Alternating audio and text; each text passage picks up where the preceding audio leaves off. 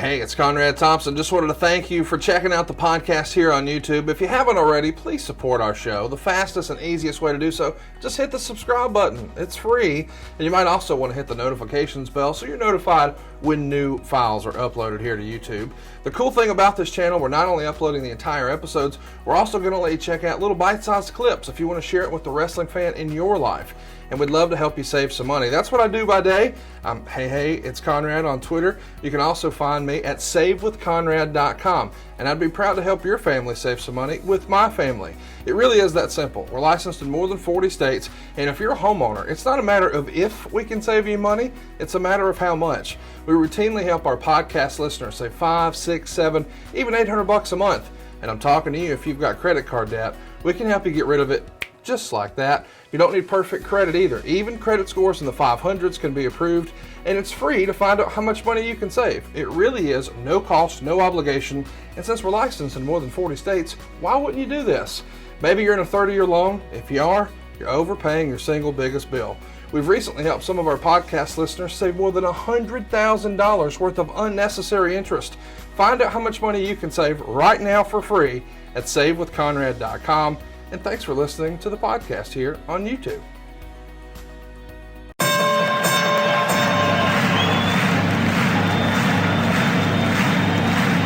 Ladies and gentlemen, welcome to the main event.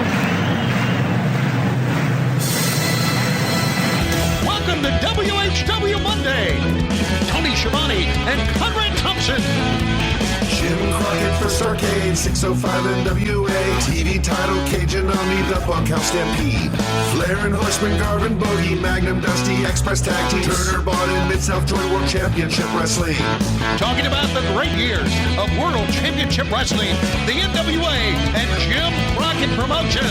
Tony and Friends North, they win. Look, Schiavone's back again. World title split off, center stage, Bischoff. Disney, Hogan, and Nitro. New World Order and the Crow. Thunder, Russo, Arquette Champ, Vinnie Mac, simulcast. Tony's back with Conrad, not your classy podcast. Watch along, try not to laugh. Lowest rules can't pass. This wasn't the initial plan. Thompson's a good-looking man. Klondike Bill, make a champ. Tommy, you come over here. What happened when? WHW Monday. And now, let's go to the ring. And here's your co-host. Hey, it's Conrad Thompson. Hey, it's Conrad Thompson, and you're listening to What Happened When? With the voice of your childhood, Tony Schiavone. Tony, what's going on, man? How are you? Well, Conrad, I've been battling a cold, and other than that, I'm doing great. Thank you for asking. Thanks for your concern. I appreciate your concern. But other than that, it's great. It's great to be, it's wintertime, and people get sick, and hell of a note for me to get sick right before I go on a boat. But without further ado, let's talk about why we're here. It's the 1992 Royal Rumble. It went down on January 19th, 1992. Of course, you know the drill. We're doing a little watch along action, but we're going to start this week a little differently. I love the Vince McMahon opens. So we're actually going to play that so you can hear that, get you in the mood, get you ready for some Royal Rumble action. This is Royal Rumble week, man. On Monday, we talked about a Raw where Sting finally showed up in the WWE just 6 days before the Royal Rumble in 2015. Yesterday with Arn Anderson, we talked about that particular Royal Rumble from 2015. Today we're talking about Royal Rumble 1992. We've got the 05 Royal Rumble lined up next week for Jim Ross, but we've got 2000 tomorrow. And this coming Friday, another Royal Rumble episode with Bruce. We're just Royal Rumbled out this week, man. And I'm excited to watch this one with you because it's your old pal, the Nature Boy Ric Flair, winning the Royal Rumble in what most consider the best Rumble match ever. And you've never seen it, right? Never seen it. I've seen the Ric Flair post-match interview with he and Hennig and put that cigarette out. That's right. It's the best part of the whole deal. And speaking of cigarettes, is that smoking hot wife of yours around? Can she give us a countdown? Yeah, I guess she doesn't want to get near me because I've been battling a cold, but she'll come in here anyway. Come on, sweetheart. Oh yeah, I love you too. That's right. And give us a countdown. I love you too, but don't you get near me. You're sick, and I don't want to be. 3, 2, 1, play. WWF superstars compete in the Royal Rumble for the undisputed WWF Championship, including Jake the Snake Roberts, the Barbarian, the Model Rick Martel, the Berserker, Rowdy Roddy Piper, Hacksaw Jim Duggan, Nasty Boy Sags, Repo Man, Sergeant Slaughter, alleged real world champion Ric Flair, Hercules, Colonel Mustafa, the Macho Man Randy Savage, Skinner, the British Bulldog Davey Boy Smith, the $1 Million Man Ted DiBiase, Haku, Shawn Michaels, the Warlord, El Matador, Sid Justice, IRS, Nikolai Volkov, the Texas Tornado, Virgil, The Undertaker, the Big Boss Man, Greg the Hammer Valentine, Superfly Snuka, and the immortal Hulk Hogan. It's time to rumble! It's time for the Royal Rumble! Man, I love a good Vince McMahon voiceover. Tremendous. Absolutely tremendous. I'm listening to this and wondering how many takes it took him. How many takes did it take him? Take him. How many takes? And it probably did it in one take, knowing him. Tremendous camera work. I love the sweeping crowd shot in front of the barricade. And now this one that comes down over the stand-up of the greatest commentary duo ever. The late, great Gorilla Monsoon. And of course, his sidekick, his right-hand man, your pal and mine, Bobby the Brain Heenan. Great take, great team. I'm not sure. I really think that to me, JR and Jerry the King Lawler are the best broadcast team ever. But well, listen, tomato. I think everybody looks back on sort of what they grew up on, and right. You're just kissing ass because you love Jim Ross, and I do too. But when I was a kid, man, there was nobody cooler than these two, and they're the voice of my childhood because I wasn't watching the shit you were presenting on the other channel. And, wow, 92. How old were you? I was 10 years old here. Wow, 10-year-old motherfucking punk. Yep. And at this point, I look like I could be the 6-man tag team partner for the Natural Disasters. They're going to be taking on LOD. Seeing the Road Warriors against two big fat guys, I'm sure you're amped up for that. Yes, I am. And look at this. They're undisputed greatest ring announcer of all time. The Fink still with us, but in poor health. Hope that he's doing as well as can be expected. And coming down the aisle right now, the Orient Express, Mr. Fuji, maybe one of the most stereotypical Japanese gimmicks ever. And he's flanked by Paul Diamond, not the least bit Asian, and Pat Tanaka, who's going to take some really fast bumps here. Yeah, Pat Tanaka was always a good bumper, good performer. Liked Pat a lot. The Orient Express and Mr. Fuji looking like Charlie Chan. Can you get any more racist than that? I guess if I would use my my old commentary ninja voice, then it would be acceptable here, right? Yeah. No, I mean, it's never acceptable, but I'm saying it would fit in. I love this crowd shot too, coming down the stairs. That's a cool shot, man. I wish we could see more of that. That's a steady cam, guy walking with a steady cam, down the steps. Very cool. So you see that, Bret Hart is now playing hokey pokey with the company. We'll talk about it and the status of the Intercontinental title in a little bit, but, with him being in singles action, that means Jim Neidhart, the tag team specialist, needs a new tag team partner. So he looks to Bret's brother, Owen, and we have here not the Hart Foundation, but the new foundation. What do you think of this taxi checkerboard look that they're rocking here? I think they should be called the Gay Foundation. Okay. I like the pants. The pants are very Sabu-like. They kind of like my pajama pants. I enjoy strutting ass around the Conradison in pants that look like that. I just don't tuck them into boots. I instead just rock the house shoe. Oh, can I tell you a secret, a little life hack? I think you'll make fun of me for, but you may actually try and enjoy. Okay. You know those boots that chicks wear called Uggs? Yes. They make men's slippers. Oh yeah. and that's an UGG Scuff, SCUFF. And I've rocked them for about 5 years now. And, maybe even more than that. Either way, I got a new pair of gear for Christmas and they're awesome. Yeah. I'm very familiar with Uggs, and that's a pretty good life hack. Do you really wear pajamas around the house? I'm wearing pajama pants right now. Okay. They're Reebok, and the pajama pant essentially means it's just an elastic waist and elastic around the end of each pant leg. So they bunch up around your ankles and then bunch up around your waist, but they're very breezy and flowy, and they let things in the crotchal region move as they need to. Things in the crotchal region move. That's another life hack too.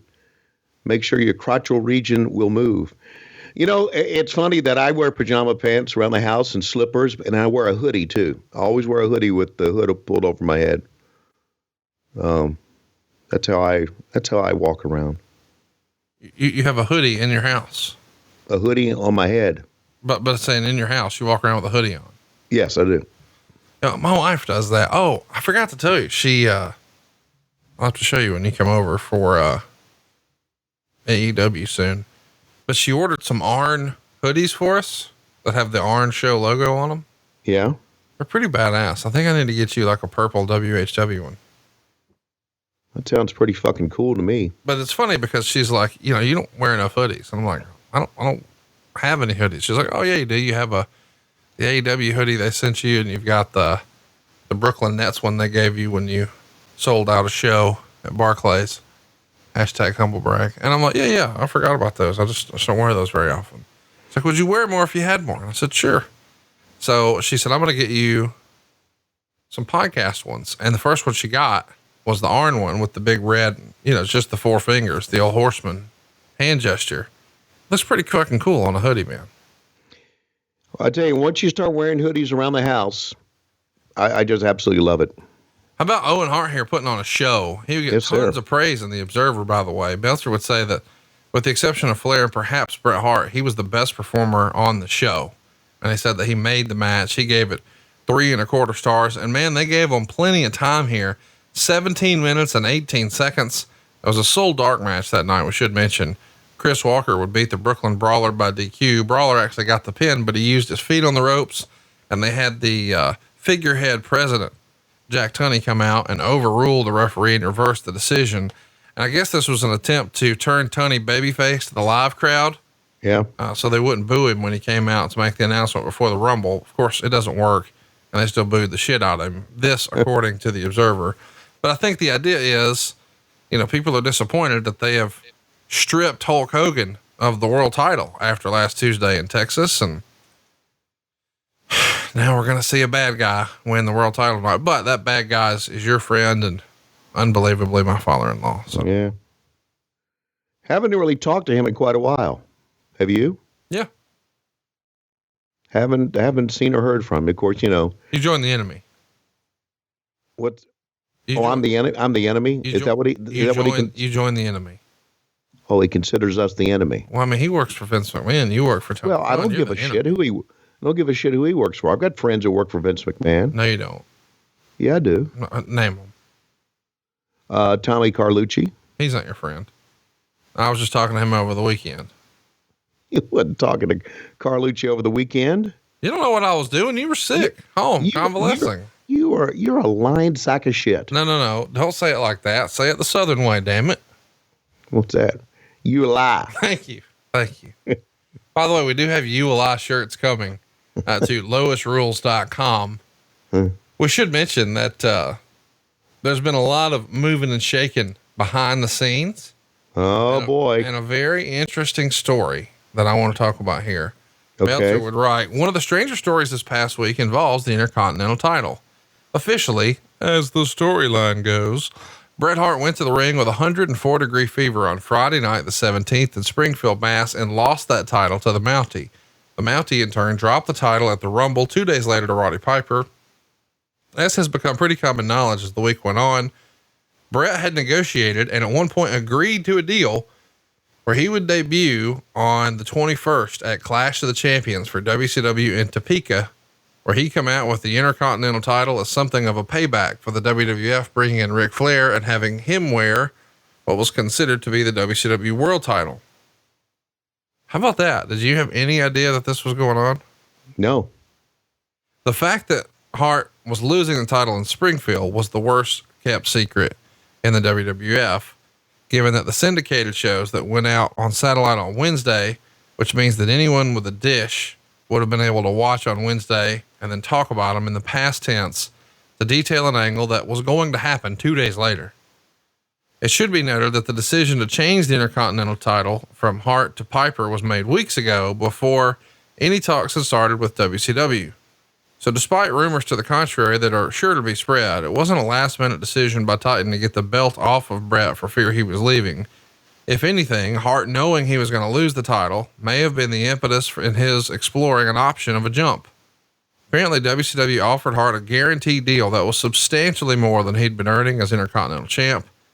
However, apparently after agreeing to the deal, Hart had to back off because he realized with his contract with the WWF, though he thought it had run out, it had actually rolled over and he couldn't give notice for several more months. However, WCW sources indicate that Hart, who had backed out of the deal a few days ago, will be coming in not too many months.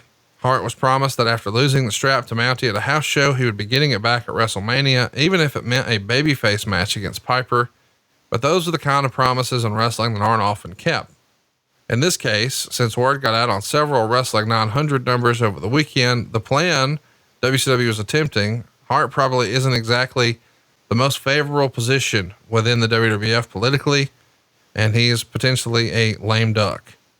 As far as the similar rumors involving Kurt Hennig, first off, he's still months away from returning to the ring to begin with. Secondly, he's just signed the new contract as an announcer from the WWF from what I'm told. And although he is longtime friends with Rick Rude, and nearly everyone in wrestling is envious of Rude's contract with WCW. So there you go. Lots of teasing what might happen with Kurt, but the idea that Bret had agreed to a deal in principle to come to WCW is probably shocking to a lot of our younger listeners. Stuns me because I don't know why anyone in their right mind would want to come to work for Jim Herd.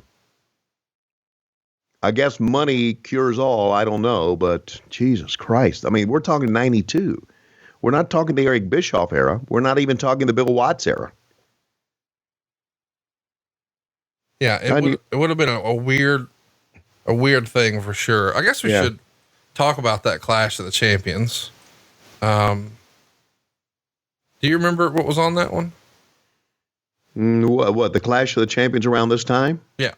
Would have been January 21st, 1992.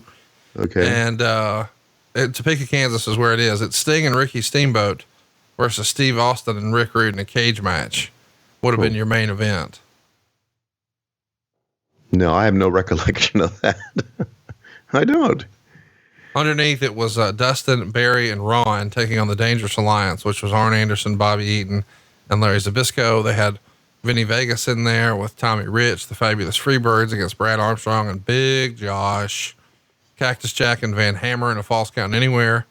It had to be anywhere just so they knew that Van Hammer would actually show up. PN News and Diamond Dallas Page, Johnny B. Bad and Ricky Morton, Bagwell and Pillman taking on the Tailor-Made Man and Tracy Smothers, and then the Steiner brothers in there against Big Van Vader and Mr. Hughes. So a loaded card, really, a ton of talent. Would have been interesting to see how a Bret Hart would have fit in there. Wow. Yeah, it would have been. That'd have been pretty crazy. You know, I was just thinking about it. You're talking about that card that I was there, obviously, but I had no recollection of it. None. And so what I've been trying to do now is I've been trying to go back in my mind and trying to remember all of our AEW places that we've been, so that 20 years from now, when I'm in my 80s and you and I are doing the podcast and I'm sitting up in my nursing home bed with a microphone and you ask me about that time in AEW, then I can remember. Here's what you'll do. You'll say, "That's right, Jim. That's exactly right, Excalibur. I agree, JR. Tony Schiavone commentary at its finest. By the way, are you looking over your left and right shoulder now that you know Taz is here to take your fucking job? He's not here to take my job. No. It is. I don't know if you saw. but they just signed him to a multi-year deal. He is hashtag Paid Jones. And, I mean, the rumor and innuendo is he's coming to get you. Yeah. Well, I'm sure he is. I love Taz. Yeah. You say that now. I do. I love Taz. Just absolutely love. And he and I had a chance to work together not too long ago. They changed their mind. Oh, I do want to say, and we haven't touched on this yet, but we should, that AEW was extended on TNT. Really excited about that.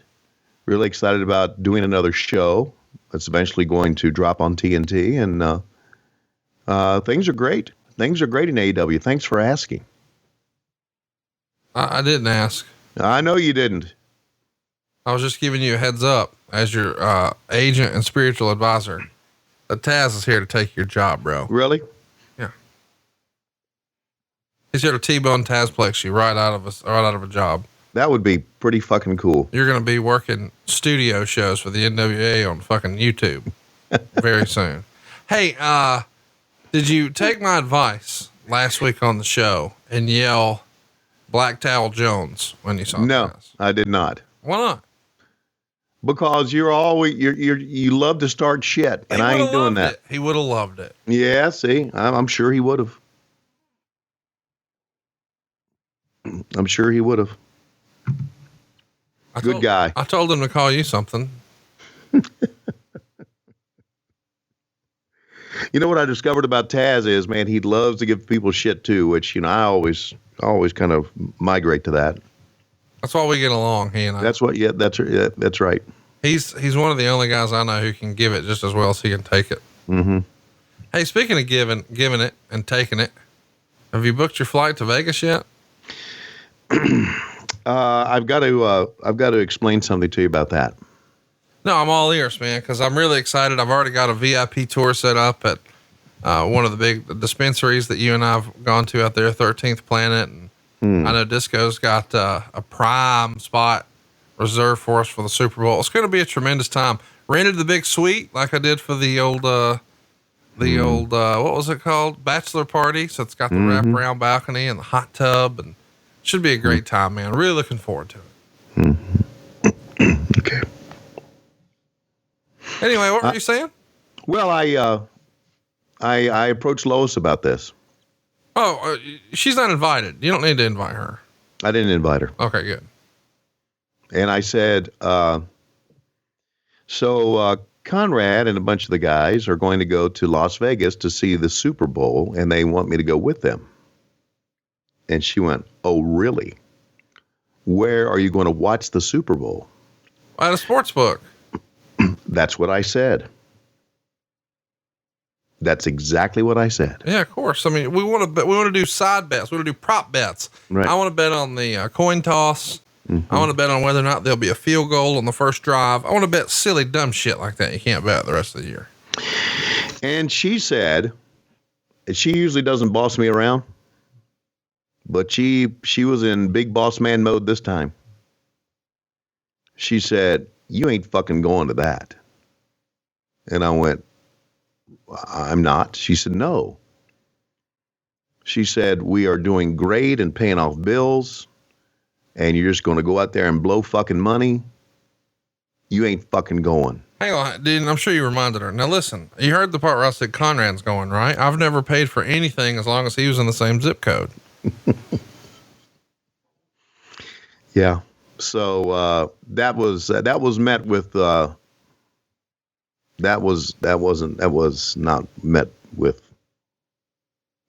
she didn't like that. So I assume she immediately miraculously recovered from her Facebook addiction, jumped up and cleaned all the goddamn dog hair. No, she just looked back down at her phone. No. You got, listen, I understand if you can't go, but you better be getting something out of it. And you know what? Most importantly, we got to think about me here. I better be getting something out of it. Because if she get rid of all the dog hair, you guys might find that fucking 6-man belt was in the den the whole time. It was just covered with fucking dog hair and filth. Squalor. Do you realize that you bitch about that 6-man belt each and every episode? That's not true. I haven't mentioned it in weeks. Oh, bullshit. You mentioned it last week. Well, you know what, man? I'm hoping eventually I'll mention enough and you'll fucking come off your ass and give it to me. I mean, Taz is getting me the FTW belt. He is? Yes. No, really? Absolutely. Here's the difference between you and Taz. He's a man of his word. I'm going to text him right now and see if you lie. Okay, go ahead.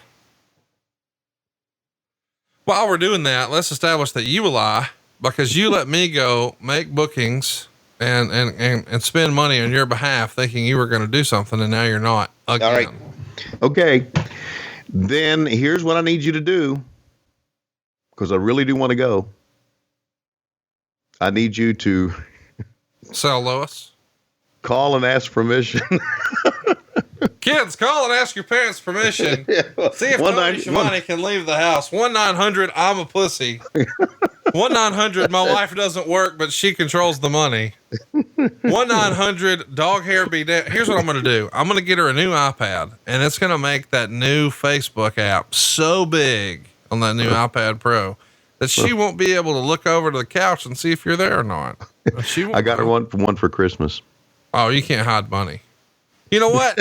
Fuck this. You can't say I got her a $2,000 iPad Pro, but you can't go to Vegas because that's just blowing money. Fuck off with this shitty logic. Whoa. How about that? Tope suicida. That's exactly right, Jim. Stop it. Here we go. Rocket launcher. 1, 2, 3. I liked it when the Midnight Express did it. I liked it when the New Foundation did it. Cool finishing maneuver that I did in the pool for a long time with my friends. Hell of a match. Meltzer was right. Yeah, Mr. Fuji said, he flew through the air. No win. And see Owen Hart's point at him say, you a lie. You a lie. Next up, we've got Roddy Piper in the Mountie for the Intercontinental title. And Meltzer would say, love Mountie's entrance music. So we're going to play that entrance music just cause. What a nice finish too. I love the rocket launcher. What'd you think of that maneuver? I love it. Love anything Owen Hart does. And Jim Neidhart looked good in this match as well. Here we go. Here's a promo with Lord Alfred Hayes. What do you think he's talking about right now? Whale rope? Well, I'd like to say a few words. The Nature Boy Ric Flair is here. Oh, we're going to take you back and take a look at the Bret Hart losing the Intercontinental match to, of all people, one of the most hated men ever in professional wrestling, the Mountie. And Hart loses, and everyone in Springfield is stunned. And then the Mountie takes the belt and hits him in the back of the head, and then kneels down next to him and says, can you get me a deal with Jim Herd as well? And then Earl Hebner goes in, looks in and says, you don't want to work for Jim Herd, you stupid son of a bitch. But the Mountie continued his assault, stomping him around the solar plexus, around the chest, while the cameraman was looking for Roddy Piper. And I like to say that Roddy Piper, when he wears a kilt, wears no underwear, because I've seen his low-key big hog. Didn't expect you to work that in, especially in the Lord Alfred voice. God, do I miss Lord? Oh, look at this. Do I miss Lord Alfred Hayes?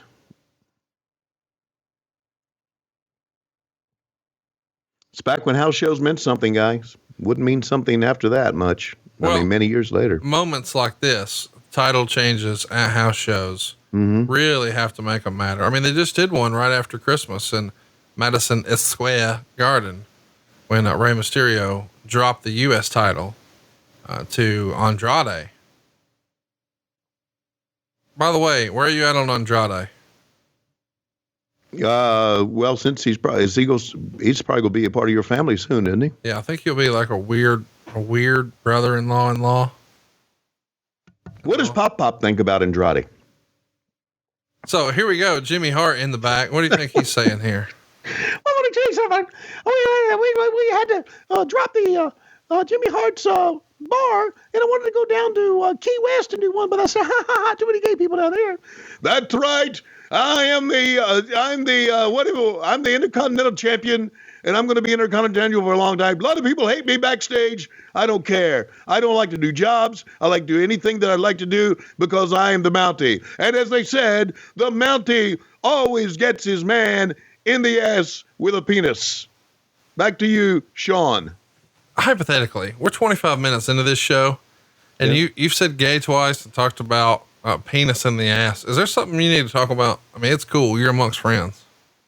Well, let me tell you something. Let's talk now to a man who has his low-key big hog dangling under his kilt many, many times, Rowdy Roddy Piper. Well, you know why Schiavone talks about penises? Because this show has morphed into nothing but dick jokes. Dick jokes. Dick jokes. That's what it's morphed into. We don't talk about wrestling here. We don't talk about spots and bumps and taking things behind the scenes. We talk about dick jokes because that's what they want. That's what all these low-key big hogs want to listen to. Dick jokes. Dick jokes. Even the glass-bottom boat riders. That's what they want to talk about. Dick jokes. And that's what it's turned into. It surprises the hell out of me that 3 years later, people are still listening to this shit. Taz's going to take his job. Then what's he going to do? He's going to have to do more dick jokes just to be able to pay bills, just to be able to keep Lois watching Facebook. All right, well, there you hear it. Let's go back to the ring. See if we got the music hitting yet.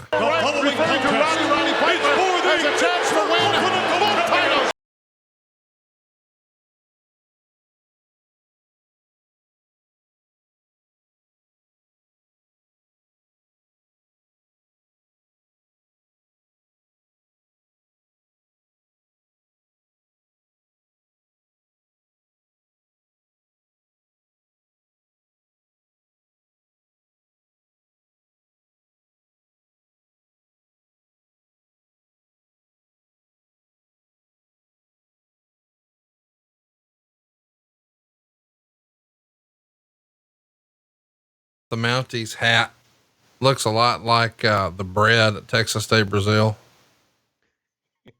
I've never been to Texas Day Brazil. Well, the bread looks like a penis head.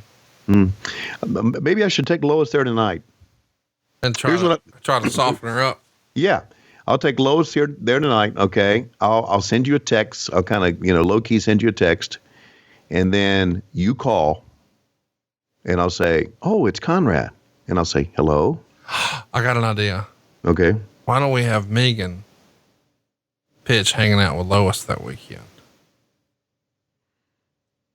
That'll be cool. So that way, she can run some interference. We can create a little subterfuge. Right. Because here's the deal. Megan knows me and you are just going to go out there and have a good time. She ain't worried about shit. Well, Lois thinks I'm going to gamble. Oh, she doesn't know about Diamond and the Yellow Zero. What? Did you hear something? No, I was finishing a Diet Coke. Oh, okay. Well, here's the deal. As you know, I think you know this about me. I know a lot about you. When I gamble, I play blackjack, single deck or double deck, and I do it in the morning before all the drunks are there. I want to play by myself. I want to play two hands, single deck or double deck. And I'm not going to play with a table full of drunks. I'm not going to consume alcohol while I'm playing. I'm here to win money and go home. So I'm going to sit down and double or triple my money. Then I'm going to cash out and go do something else. And I'll say, Lois, he's already bought me a first class ticket. Yep. Which is a lie. But you got points. She don't know how points work. She didn't fly often enough to know what points are. I really want to go. It'll be great. Cause here's the thing. Here's the other thing that's worth mentioning. Our gimmick attorney is coming in on Friday. Radio superstar Cassio has some commitments Friday evening. So he's not flying until Saturday morning. Mm-hmm. So Friday is just going to be me and you and gimmick attorney. We can have fun out there. Gimmick attorney has a game he likes to play too at a casino. He taught me how to play it.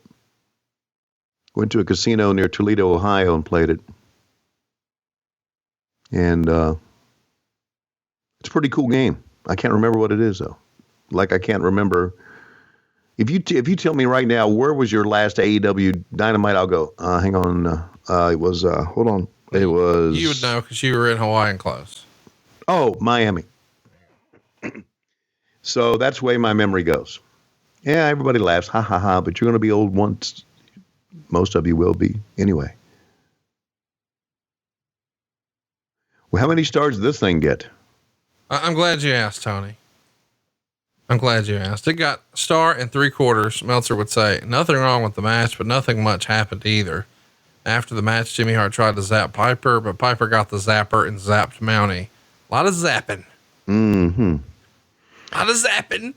So, a lot of zapping. So he used the zapper, right? Yeah. No, but you know what? Speaking of zappers, you ever worried about getting zapped? Have I ever worried about getting zapped? Well, I just mean like, so we're watching a show that is going to be riddled with a lot of guys who are no longer with us. Roddy Piper comes to mind. And of course, in the prior match, we saw, Mr. Fuji no longer with us. Jim Neidhart no longer with us. Owen Hart no longer with us. So we're talking about the Mountie shock stick today. And here's a shocker. There's a commercial at this portion of our show, but you don't hear it because you're listening on Patreon. And if you're listening on Patreon, you probably know all about Low-Key Big Hog Weekend. And Tony, we've already started to lay the groundwork. We've reserved a room at Rosie's Cantina for us to have a meal. So, wow. I know you're a big Rosie's fan, and we're going to have our own little private room. We've also got a private room lined up for breakfast at Gibson's Barbecue. That's right. Breakfast at a barbecue place. That should be pretty good. I've had breakfast at Gibson's Barbecue with you and your dad. It's top notch, man. This is some great stuff.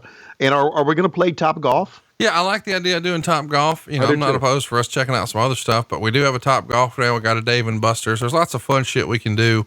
Huntsville continues to grow, but my favorite thing that we're going to do is fellowship with some beers and watch some old wrestling at the hotel. So stay tuned. Real soon, we're going to have all your hotel details. We're still working that out. The last hotel, they were not happy with us because we brought beer from the outside in and we were not supposed to do that. They didn't tell us that, but they damn sure complained afterwards, which kind of sucked because I left them like 2 whole cases when we left. But I guess that's maybe how we got caught. Our generosity caught up with us. I didn't realize that. I didn't realize there was some heat at the end. However, we do want to let everybody know who's listening to our podcast that we appreciate you being a low-key big hog. We appreciate you being a glass bottom boat rider, and tell your friends because once a year we get together in beautiful Huntsville, Alabama and have a great time, right? That's exactly right.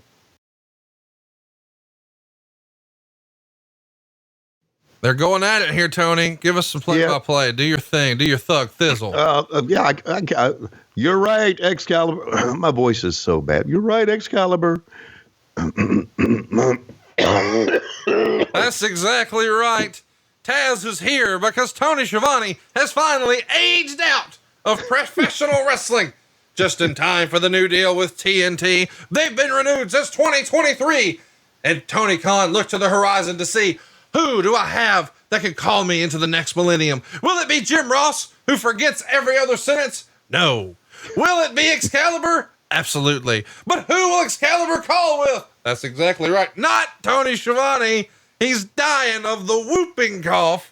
Whatever it takes to keep from going to see Diamond with a mellow yellow 0 in Las Vegas.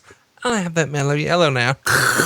That's right. It's gotta be Taz, the human podcast machine. Someone who actually watches the product, knows the names of the moves, and is excited to be there. Not just cashing a check, not just Schiavoneing, not just mailing it in, but actually doing their fucking job. It's gotta be Taz.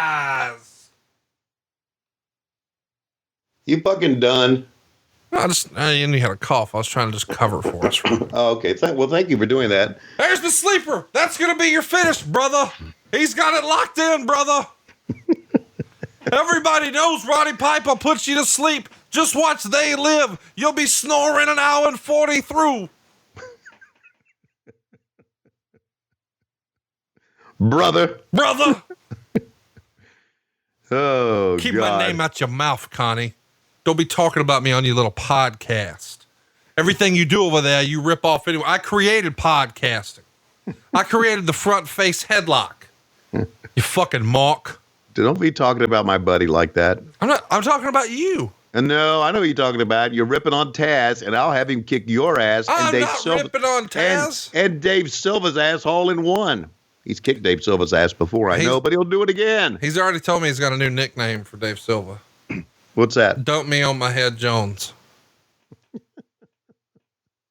Here we go. Here comes the Zappa. He's going to zap him with the Zappa, Tone. Oh, zap him. Come on. Right you are, Taz. How about those wrestling boots that the Mountie's wearing here?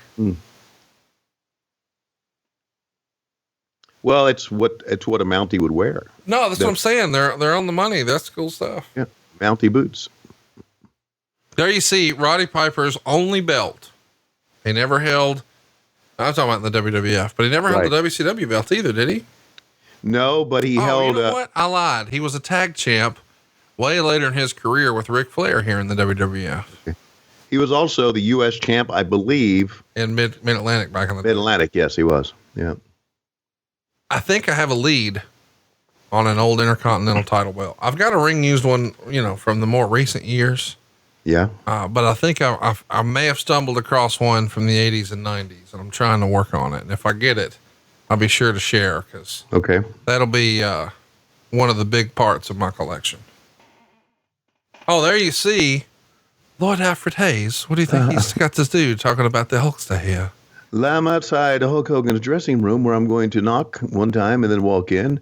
Hulkster, you're kind of bent over. Oh, you turned around too quickly. And I just wanted to talk to you about what's going to go on. Well, let me tell you something, little man. Here's the fact is, we all make a lot of money in this business. Vince pays everybody very well, but he doesn't pay you much. I don't know why he always treated you like that. Because you were a great guy. You were a stand-up guy. You're one of our favorites. And Vince always paid me a lot. He even played Fink a little bit of money. But as far as Lord Alfred Hayes, you were working on, what, minimum wage? Was that it? Were you working on minimum wage? He treated you like shit. And everybody knew that you, Lord Alfred Hayes, was one of the great men in the business. But Vince didn't give a shit because he treated you like shit. Well, he sure did. He treated me like shit, but I got the last laugh. I died. Do you think in real life it ever oh my God. Who the fuck is in the background here? That's Tony Schiavone. No. Is that not you? No. Who is that guy? You really don't know who that is? I have no idea who it is. His name is Jameson. Jameson? Jameson. And he is the looks a little bit like Chris Schiavone. Luke looks a little bit like Chris Schiavone? No. Oh. Jameson. He's the Bushwackers manager? No, he's just a real big fan of the wrestling. Oh, this is the goofiest shit I've ever seen in my life. Here we go. I'm going to play Jameson's part so you can hear that. Please. Yeah, that's me.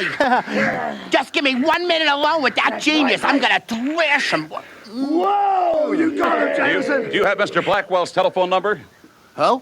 Maybe he's got yours. Thank you very much. Let's get back to Gorilla Monsoon at ringside.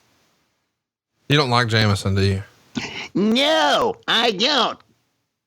Because his glasses I don't like. I don't like anybody that chews a tie. I don't like him. I hated these fucking guys. Oh, the Beverly Brothers boys. Straight out of the AWA with a new gimmick here. The genius with him, I guess, makes sense. But, I mean, this guy in front, he looks like a villain from a Shrek movie. By the way, how did nobody ever give Mike Enos a gimmick with the penis? Well, this was Mike Enos was probably before you could give the penis gimmick. He's still around, by the way, and I'm calling it now. Brett Lauderdale, get your shit together for spring break. Bring in Joey Ryan and let him have a match with Mike Enos. Come on. Enos versus penis? You fucking. I knew it would. I knew it wouldn't be too long before you'd be fucking booking. What do you mean? You're booking. I don't even know what that means. You don't know what that means? No. We need a match between Joey and Ryan and Mike Penis. That would be fantasy booking, and that's what you're doing. Way back here in this era, tell me Wayne Bloom didn't look like a villain in Shrek. Yeah, okay. He looks like the prince who's going to steal Fiona or some shit. Let's see. Let me ask you something about Jameson. Okay, you're a big Jameson fan? Yeah. Nah. How much longer did he last in the business? So I think he was like he was a character that was discovered back when they were doing like on Primetime Wrestling, the Bobby Heenan show. Yeah. And I think Vince McMahon, saw him do a play or something like that. And he reached out. I don't even think he was a big wrestling fan, and just thought, man, this guy is a fucking character. We got to get this guy. So he did. Okay. Well, good. You don't like it though. Well, be honest with you. I think it takes away from a hell of a gimmick. The Bushwackers were a great gimmick, and what the fuck did I need him for? Well, that's hurtful. Put him with somebody. It's not. Put him with somebody else. Kid gets licked. Can't lick kids today. No, well, you should have never been licking kids. In fairness, it was their gimmick. No, that doesn't make it better. Don't lick children. Well, I agree. Unless you're like their mom and you're trying to. Mom spit's very powerful. When the kid's got some shit on their face, she'd like lick her finger and rub it off. Right. But outside of that. Yeah. By the way, this match, -0.5 star. -0.5 star. They go 15 minutes. Oh my God. Yeah. Meltzer would say this match was so long and so bad, it would give most shows a thumbs down all by itself. And that's not even considering Jameson. The only thing bearable was the commentary, since they never talked about the match, just concentrated on comedy with Heenan ranking on Jameson. But after the commentary, the best thing about the match was all the missed moves. The next best thing was the Bushwhackers licking each other and marching around the ring. Predictably, after the match was over, the Bushwhackers chased the Beverlys from the ring and held the Genius so Jameson could kick him in the shin and in the butt. Earlier in the match, Genius had slapped Jameson. At least Jameson plays his ultra nerd role well. And to Titan's credit, their non-humorous attempt at comedy with Jameson at least was put in a match where it wouldn't make it much worse. -1.5 stars. So here's the thing I always have an issue with. A lot of people I know that are big wrestling fans say, oh, the 1992 Royal Rumble's the best. It's not. The 1992 Royal Rumble match is second best, second only to 1997's incredible performance by Steve Austin and the very creative four-way finish. But still, this is number 2 overall for the actual Rumble match. But the undercard here, not the best. In my opinion. Oh. Well, that's a valid opinion. I think people consider this the best because of the star power. Okay.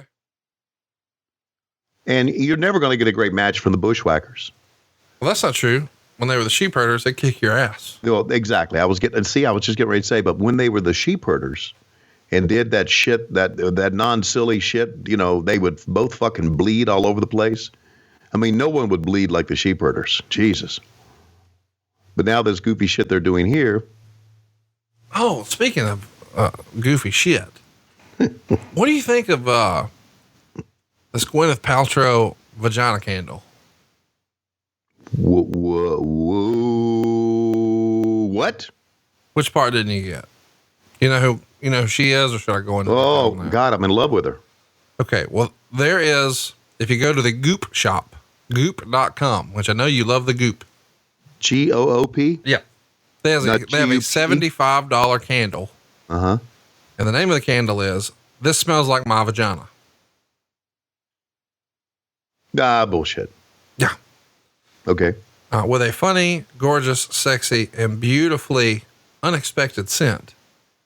This candle is It's a real thing, by the way. It's $75 for a vagina candle. What do you think? You in? So let me get this right. Okay, I want to make sure I got this. Vagina candle. That's right. It's a candle that, okay, it smells like a vagina, or is it a candle that you use when you're going up in there to look around for a midget? Eating a donut. This right now, what we're doing right now is without question the most offensive Tony Schiavone podcast ever. So far, you have done a racist Asian impression. You've said the word gay in a very non-positive manner. Oh, Jesus, times. You're wrong. You talked about dicks up asses multiple times. And now you're implying that there are search and rescue parties for little people. You even dropped the M-bomb. You're just all over the place. I didn't drop the M-bomb. You didn't say midget? No, you just said it. Wait a minute. If you edit out what you said and then make it look like I'm the other one that said it, I'll never forgive you. Because you said, you know what you said? He'd be in there eating a donut. No, I said a little person. You did not. You fucking liar. Hornswoggle eating a donut. He's probably had more than one. Oh, by the way, I got a copy of Jim Ross's book. He sent me one finally. It's tremendous, isn't it? Dude, I don't know what I was expecting. I read the first book, but this one's way better. Tremendous. I feel like on the first one, there's some very entertaining stuff, especially about his relationship with Vince McMahon, but it was only a page or two. But this book is almost like an expose on Vince. I agree. And there were multiple times where I'm like, shit. Yeah. So highly recommend it. Comes out at the end of March. You can pre-order on Amazon or anywhere else you enjoy books, but jrsbbq.com, I think he's going to be selling autographed copies, which you probably should get one. I will. I didn't mean you. I mean, our listeners. Oh, you already have one. Our listeners. Got it. Got it. Get it. Whew. I'd like to have one of these Royal Rumble ring skirts. I don't know what I would do with it, but it would still be cool to have. You know what I liked about the Royal Rumble? The logo. Well, I like the logo, but I also like the music. Oh yeah. The horns. Yeah. Oh man, nobody did it like him back in the day. He was the absolute best. The other thing that I've really liked is, the genius of Pat Patterson is such a small pivot. The Battle Royals have been around for so long. I mean, since the beginning of wrestling, or so it feels. But everybody knows with the Battle Royal, everybody just starts in the ring. So you got, 10 men, 20 men, 30 men, 40 men, whatever. They all just start in the ring. And then, as Al Snow would say, just start chopping meat. Lots of punches, lots of kicks, lots of forearms. But the idea that there's going to be some anticipation of who's next and what's going to change when the next guy comes in. First of all, you can do more moves. You can have more feuds. There's more, it's easier to follow and watch, but the excitement of 10, 9, 8, it just gets bigger and bigger, especially when they announce hey, here's 27 of the 30. Then fans get to let their imagination run wild with, who are these other 3? Is it going to be a person from the past? Is it going to be a new debut? Right. That's just such a fun little twist. I think that's what really, as far as anticipation, I think there's 3 highly anticipated WWE events every year: WrestleMania, SummerSlam, and Royal Rumble. And I think with WCW, you guys tried to have your own version with World War III, but it did not catch on anywhere near the way the Royal Rumble did. You're right about Pat Patterson and what he brought to wrestling. He was an amazing guy. And you think about the success of Vince McMahon through the years, Pat was right there with him.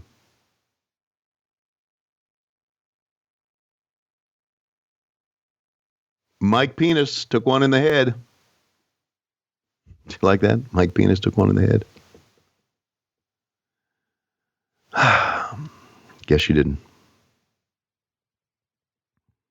You still with me here? Yes, sir. Okay. Hey, by the way, for our fans on Patreon, we had a very nice live chat recently on Patreon, and we played another round of Gordon Soley's professional wrestling trivia.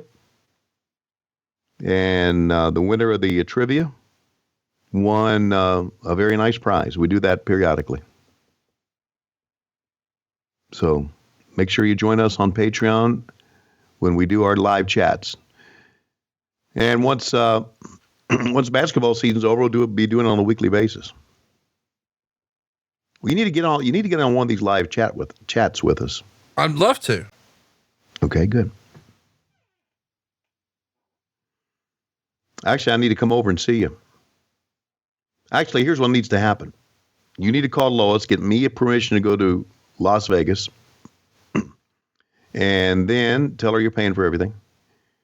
And then I need to come over and help you with your computer and hang out at the Conradison. Hopefully you'll feed me smoked wings, which are great. Don't want to see Silva. Keep him away. Of course. Yeah. And then we'll just do a couple of live chats over there. I'm for it. All right. Actually, what I should have done is, as we're taping this, I was in Starkville, Mississippi. I should have just come from Starkville to see you, which would have been probably the right thing to do. But I did. You know, I mean, you won't even go to Vegas with me. I told you the story. I want to go to Vegas with you, but I cannot. You get it? I can't. Even though things are great here, and she just sits down and looks at Facebook all the time. That's all she does. I can't go to Vegas. I don't want to. Sorry, my voice broke there, my cold. So this is like the worst match ever, huh? Minus 10 stars or whatever it was? No, minus star and a quarter or something. Okay, that's bad enough. Minus 10 stars would be pretty strong, though. Yeah. Any minus star is pretty strong. Minus stars. So the Beverly Brothers, what kind of run did they have in the WWE? This one. That was it, huh? No, I mean, they were around for a little bit, but, you know, they're not exactly coming in when business is a booming. Right. Wrestling is kind of down right now, wouldn't you? In 92 overall? Oh, for sure. Yeah, I know it is. I know it is with WCW, and this is at the end of, Hulkamania is pretty much over. I think they came in like summer of 91 and they left, I don't know, like around WrestleMania 93 sometime, but okay. So, I mean, not just under 2 years, right around 2 years, something like that.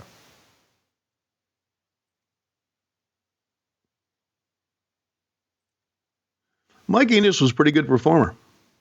Oh yeah, absolutely. And what sucks about that is he's probably still most notable for being in the ring when Scott Hall came down the stands on Nitro, back in May of 96. Like, it's weird that after all he did with his career, that's really what he'll be most remembered for. That is weird, but at least they remember him. And they remember Lanny Poffo. Lanny Poffo or Jameson? You got to pick one. Lanny Poffo. That was easy. Lanny Poffo doesn't use toilet paper. I didn't know that. What does he do? What do you mean? What does he do? Well, he didn't let the shit. What does he do? Okay, if he doesn't use toilet paper, then you know what he does. Does he just pull up the pants and go on about his business, or does he go over to the sink and wash it out? Does he take his finger and what does he do? Does he take his finger and what now? And clean out his asshole. Oh. He uses a bidet. Oh, okay, good. Thank God. You don't, buddy. Does he have a portable bidet? I don't know what he does on the road. I think he just holds it. No, wait, you know what? Maybe he doesn't buy toilet paper. Maybe that's the deal. Like when he goes to a hotel, he has to bring himself to do the unthinkable and wipe his own ass. It's weird that a guy who can suck his own dick won't wipe his own ass. But whatever.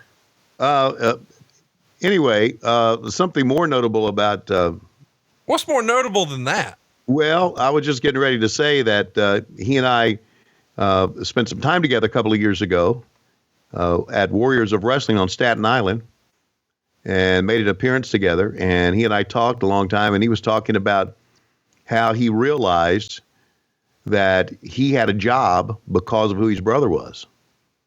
And that it's funny, some guys who get jobs in business because of who they know and who they're related to would deny it, but he never denied that. He knew that he had a chance to perform and take bumps and get a paycheck because of the Macho Man Randy Savage. It's great self-awareness that I always thought he had. And not only that, aside from the terrible rumors that you're spreading about him, about sucking his own dick and not wiping his ass. Wait. These aren't rumors. Aside from those things that you're perpetrating, Lanny Poffo was a hell of a guy. No, he is a great guy. But I know I've seen him out of his own mouth talk about these subjects. This isn't rumor and innuendo. In fact, old Peggy Lathan, back in the day, she told me that she saw him, Really? Yeah. Did he have a dirty asshole crack?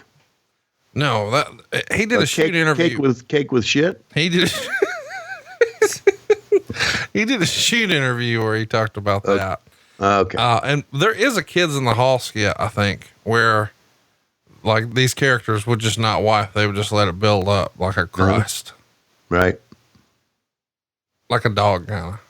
Right. Well, the town I grew up in, Craigsville, Virginia. Nobody wiped up there either. Well, there was this guy named Tiny. And he was not little. No, he was not little. He was like 500, 600 pounds plus. And he couldn't wipe his own ass. He had very short arms. So his friends, like 4 or 5 of them, would have Tiny cleanup day, and they would take him down to the creek and they would clean his asshole out for him. And they would use corn cobs and detergent. So he's shitting all the time, just gets a cleaning every now and again. Right. Tiny cleanup day. Wow.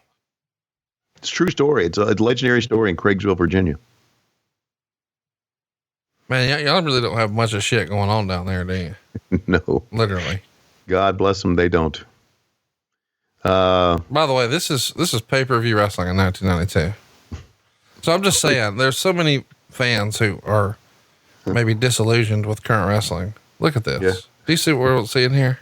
Yeah, I'm watching.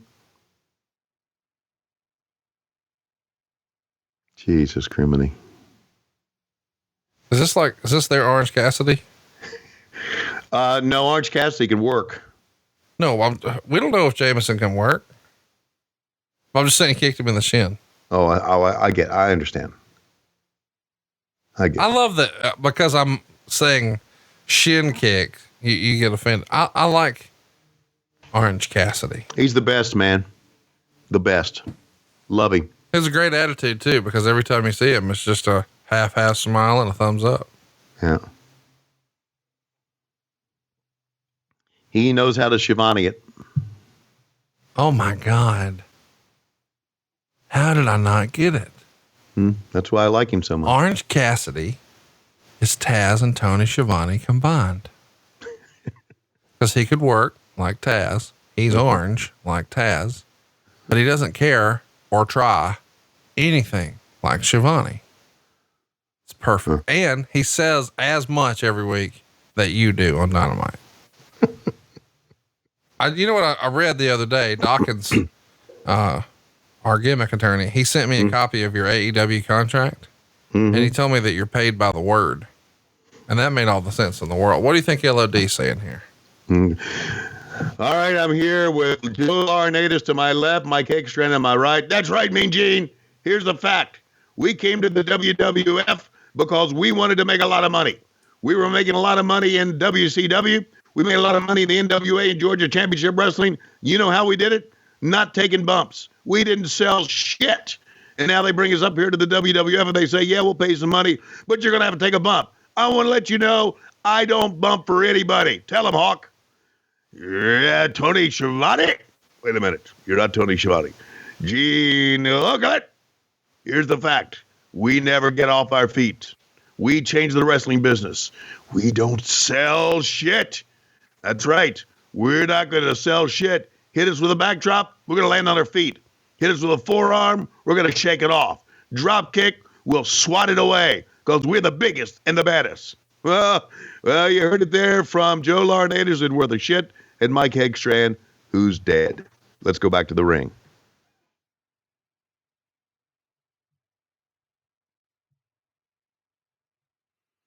Take a look at these big boys, would you? They are some big boys. Big boys. Talk to the camera. Shit. That's not a pleasing shot. That's not bad, but to go up and go up by his crotch and up through his belly to take that shot, that's not too good.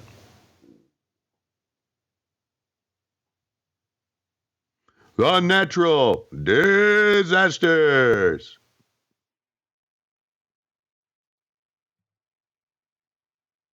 Jimmy worked hard in the ring, didn't he?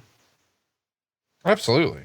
Man, he always look how you always the hand motions and just was always very active.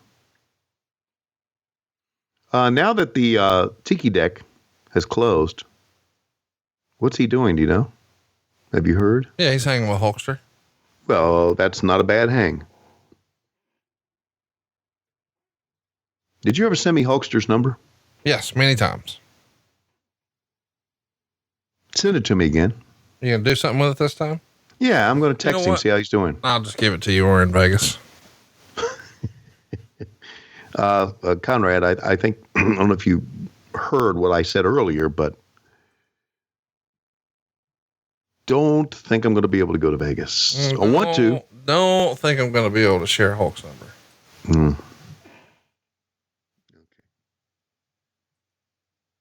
Well, I am in wrestling. That's my vocation. So I probably could find his number somewhere. Yeah. Here you are asking me, the mortgage guy, for it. So go fuck yourself.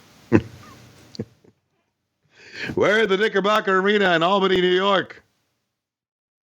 Besides, he's a WWE superstar. I'm sure if you need Billy Gunn's number, you can get it.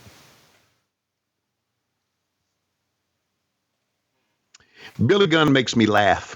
Billy Gunn is the size of Hulk Hogan. Yes. That's the thing that I think people sleep on is, everything in wrestling is gimmicked. Like, here's our gimmick height, here's my gimmick weight, here's my gimmick hometown. Billy Gunn is as tall or taller than Hulk Hogan and probably as like jacked up, more so now, but I'm just saying, like, it's weird that certain guys are presented one way and others a different way. Right. Yeah. Billy Gunn is jacked. You're right. We got some great people working backstage.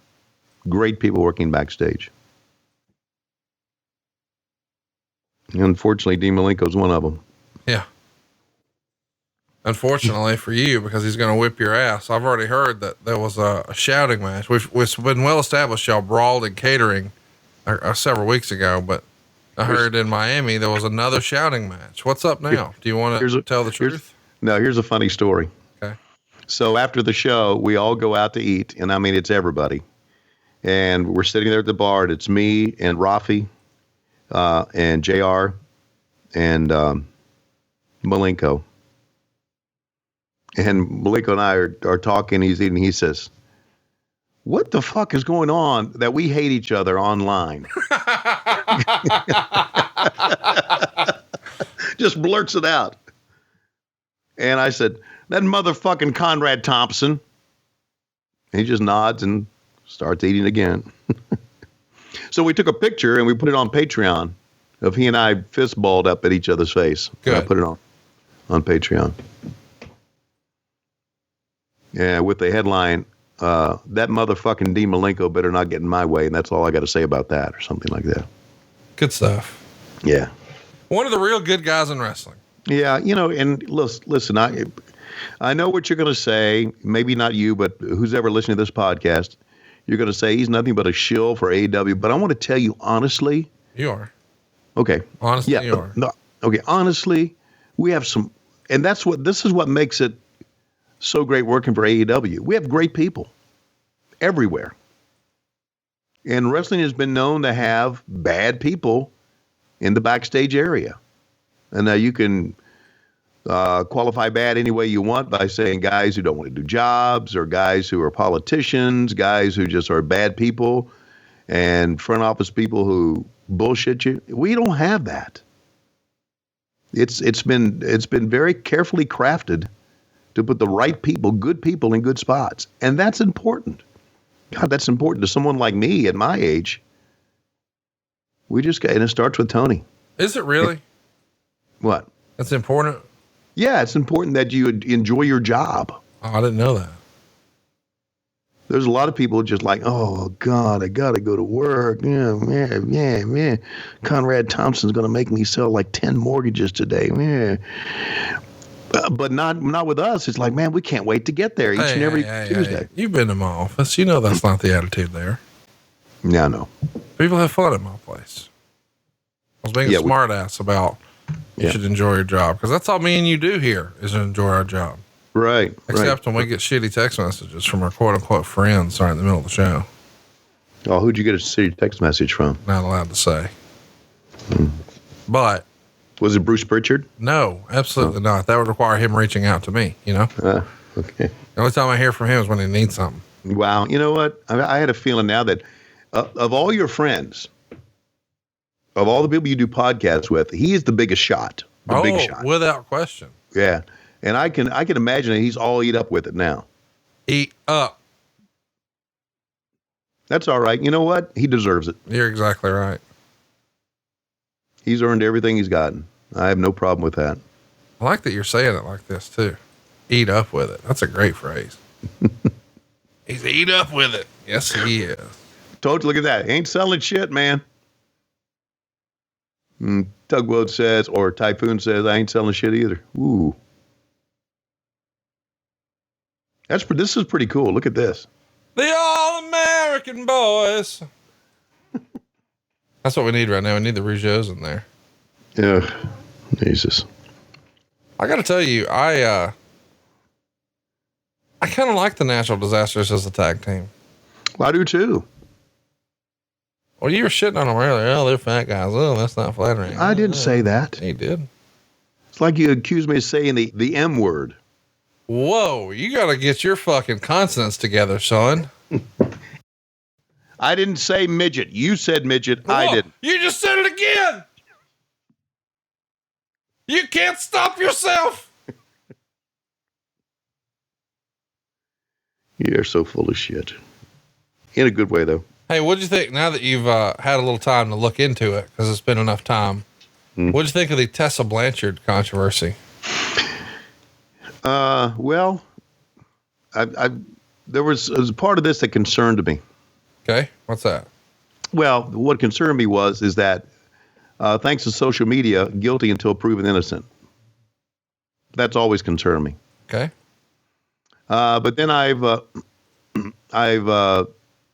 checked with some people, and some people kind of agree who know her with how she is. And they could be lying to me too. But the fact is that good for her about being a champion. Because she's like one. What? I just love that listen, I thought it's bullshit because it's on social media. And then I asked around, and people who know her confirmed that she is in fact a shithead, but she is a champion. And just the idea that you pivoted, she may be a shithead, Conrad. I don't know her, but I've asked, and people who do know have confirmed to me she is in fact a shithead. But I can also confirm she is a shithead champion. Look. She's the champion of shitheading. By the way, no, that would be you. No. Let me Oh say yeah, this. you're the champion shithead. I don't know the story. I wasn't there. You hate to see anything like this come to light, and just don't want to think badly of anybody. But I still have, and I know this gets me in trouble, but I have that old school. I treat people how they've treated me, and exactly. I don't want to believe anything bad about anybody. And I just form my own opinion. She was always great with me. And she's wonderful. Yeah. And we both think the world of her dad and her stepdad. And, you know, a lot of people are down on the idea that there is a woman with the big belt. I think Booker T said it is the worst thing in the history of Impact Wrestling, the worst decision they've ever made. And that is saying a lot because they've made some questionable decisions over the years. But then, you know, not one, not two, not three, but a lot of people are coming out and saying negative things about her. And it feels a little like piling on, and some people are questioning the timing, but if the basis of the whole race thing is true, you hate to see it because that shouldn't exist anywhere. And yeah, especially when this is such a niche thing, like wrestling, man, in the scheme of things, it is so niche. You know what I mean? Like the last thing we need is us sort of cannibalizing ourselves. Like everybody else is going to shit on us for liking this thing. We don't need to shit on each other. Exactly. Well said. What I heard, I didn't hear anything about racism when it came to her. Good. Cause I'd never heard that from anywhere else ever. I've heard she was difficult. That's right. I heard that when you work with her, that she was very demanding to the point to where she was, maybe even so, I don't know, micromanaging her matches. And it made it very difficult to work with her. And then someone also said, well, you know, some people are like that, and that's why she's been successful. Right. Because she knows what she likes, and if you don't do exactly what she wants, she gets flustered. That's what I heard, that she was difficult to work with at times. I didn't hear anything about racism or anything like that. You know what? I don't have a fucking problem with that. I don't either. Because, you know, Diamond Dallas Page, well, never mind. Yeah, there's been many people that have been difficult to work with. Macho Man. Yeah, Hulk absolutely. Hogan.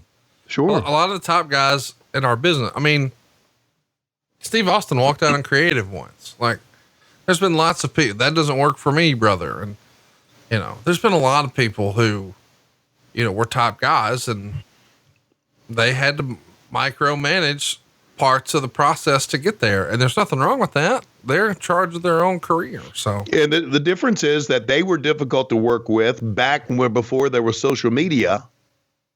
And every time you read something on social media, you think it's the truth, which is bullshit. Man, big chair shot there. I guess we should tell you, Meltzer would give this one a 1.5 stars. This was actually the best match I've seen these four have, but it says more about how bad the other matches have been. It was okay until the cheap finish where everyone was brawling on the floor and Typhoon got in to beat the count. With all the time they spent on booking the rest of the card, they must have spent the time it takes between a bite of a roast beef sandwich to come up with this finish. 1.5 stars. A roast beef sandwich. Yeah, I don't know where that's coming from, but next up, man, it's our main event. And by the way, we should mention, because we've got a lot of time left for this main event. This is for the world title. The world championship is vacant. We do not have a world champion. You may remember at Survivor Series 1991, The Undertaker gave a tombstone pile driver to Hulk Hogan. The assist from Ric Flair, where Flair slid a chair underneath, so it was a tombstone on a chair. Undertaker walked away with your world championship title belt, and immediately Jack Tunney set up a rematch for Hulk Hogan, feeling that Hogan had been wronged. And at last Tuesday in Texas, he cheated. He threw the dead man's ashes in the eyes of the Undertaker and got the win. So they've said, hey, too many shenanigans. We're going to strip the title. Whoever wins the Royal Rumble is now your world champion. And we go backstage here and we've got Sean Mooney. And I'm actually going to play the audio here and let our listeners take a listen to this. Very pleased with we should be the World Wrestling Federation Tag Team Champions. I am going to call my lawyer. I'm going to get my attorney. I am fed up with this. I am fed up to here with this. They should be the champions. I'm sick of this. Earthquake. had the titles. I can't believe what happened. How come they were taken away? Well, you know, you have to. It must be a pinfall to Millions of people see it. Millions of people see what happened there. We're the champions. We're the WWF Tag Team Champions. We beat them fair and square. They were counted out of the ring. We had our hands held high. We're the champions. Attorney, you don't see our attorneys. We don't put up with this stuff. We kick their butts. And look what happens. They pull it away from us. It ain't going to happen no more. The referee awarded us the match. These guys are the champion. I'm calling our attorney. I'm getting a lawyer because we're not going to let these guys get away with that. No way, baby. We're fed up. This is it, baby. This is it, Queen. I'm sorry. That is the official word. If we get our hands on you again, we will be the champions. Hawk and Animal still the reigning tag team champions right now. Let's go back out to ringside. I love Fired Up Jimmy Hart. Fired Up Jimmy Hart's hard to beat. Great, but with Earthquake there, I couldn't understand much what he was saying. It's great stuff, man. Now we're gonna have a bunch of interviews here in a row, aren't we? Yeah, that's usually the way this works. We're gonna play those. Yeah, I think we got some good stuff coming up here. Rapid fire style. Yeah, one after another. Back in the ECW days, when you had this many guys doing promos back to back, it was nicknamed the Pulp Fiction promos. Here's the WWF version, but first, here's Mean Gene and Roddy Piper, the new Intercontinental Champion. For you, Rowdy Roddy Piper, the new Intercontinental Champion. One more time, baby. Only in America. Where else can a skinny 15-year-old kid come on down and become champion and have a chance at the world champion now? I'm going to go in there next Mean Gene. There are going to be 30 guys. I'm going to have them falling down like President Bush. Thank the good Lord, the prez got up. Them, they ain't going to be so lucky because I got a dream. I do have a dream, and I got my eye on the prize. Mwah! Dedicate this one to Colt. All right, Rowdy Roddy Piper, 1 down, 1 to go. Indeed, if he were to win the Royal Rumble, he would be making World Wrestling Federation history, folks. It is exciting. Once again, I hope there is some kind of order with Sean Mooney. Let's go to you. Well, thank you, Gene. The second half of the Royal Rumble still to come. For the first time in World Wrestling Federation history, 30 superstars will be involved in the championship bout. And as you can see, there is a great deal of tension here in the locker room, understandably so, as each participant has the chance to become the next World Wrestling Federation champion. Now, there are some favorites. There are also some underdogs. Excuse me, Shawn Michaels. Big opportunity coming your way this afternoon. Unfortunately, I cannot say the same for your, should I say now, former tag team partner. Folks, you heard some of the details earlier. For those of you who missed that appalling incident that knocked Jannetty out of the Royal Rumble, let's take a look back and see what happened just 1 week ago on the Barber Shop. Ladies and gentlemen, the Rockers! Told you. Glad to see that. Told you. Tag team specialists. See, one without the other isn't any good. Oh, I knew he was going to do that. I just knew he was going to do that. He don't need Jannetty. I told you that off and on. Are you kidding? What a despicable act that was. Oh, my God. Shawn Michaels, I have to say that was one of the most heinous acts I have ever witnessed. You know, I don't know what the big deal is. Think about it, Jannetty. I saved you 29 other beatings. I mean, sure, you know, not as bad as the one I gave you, but 29 beatings nonetheless. And you know, is there any doubt in my mind that I'm going to be walking home with the World Wrestling Federation Heavyweight Championship? I don't think so. Now everybody is going to find out what Shawn Michaels has known all along, that he is without a doubt the hottest thing the World Wrestling Federation has ever laid eyes on. Really, the only thing on the mind of Shawn Michaels is the World Wrestling Federation Championship. Let's go back out to ringside. And now, let's join his lordship, Alfred Hayes. I've managed to get myself into the dressing room of Ric Flair for this Coliseum video exclusive.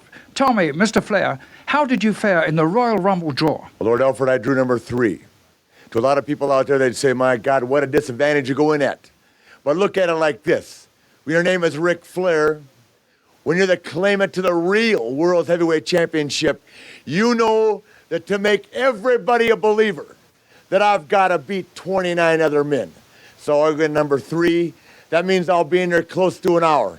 It makes no difference. When I walk out, I will be the World Wrestling Federation champion against all odds, and that's the bottom line.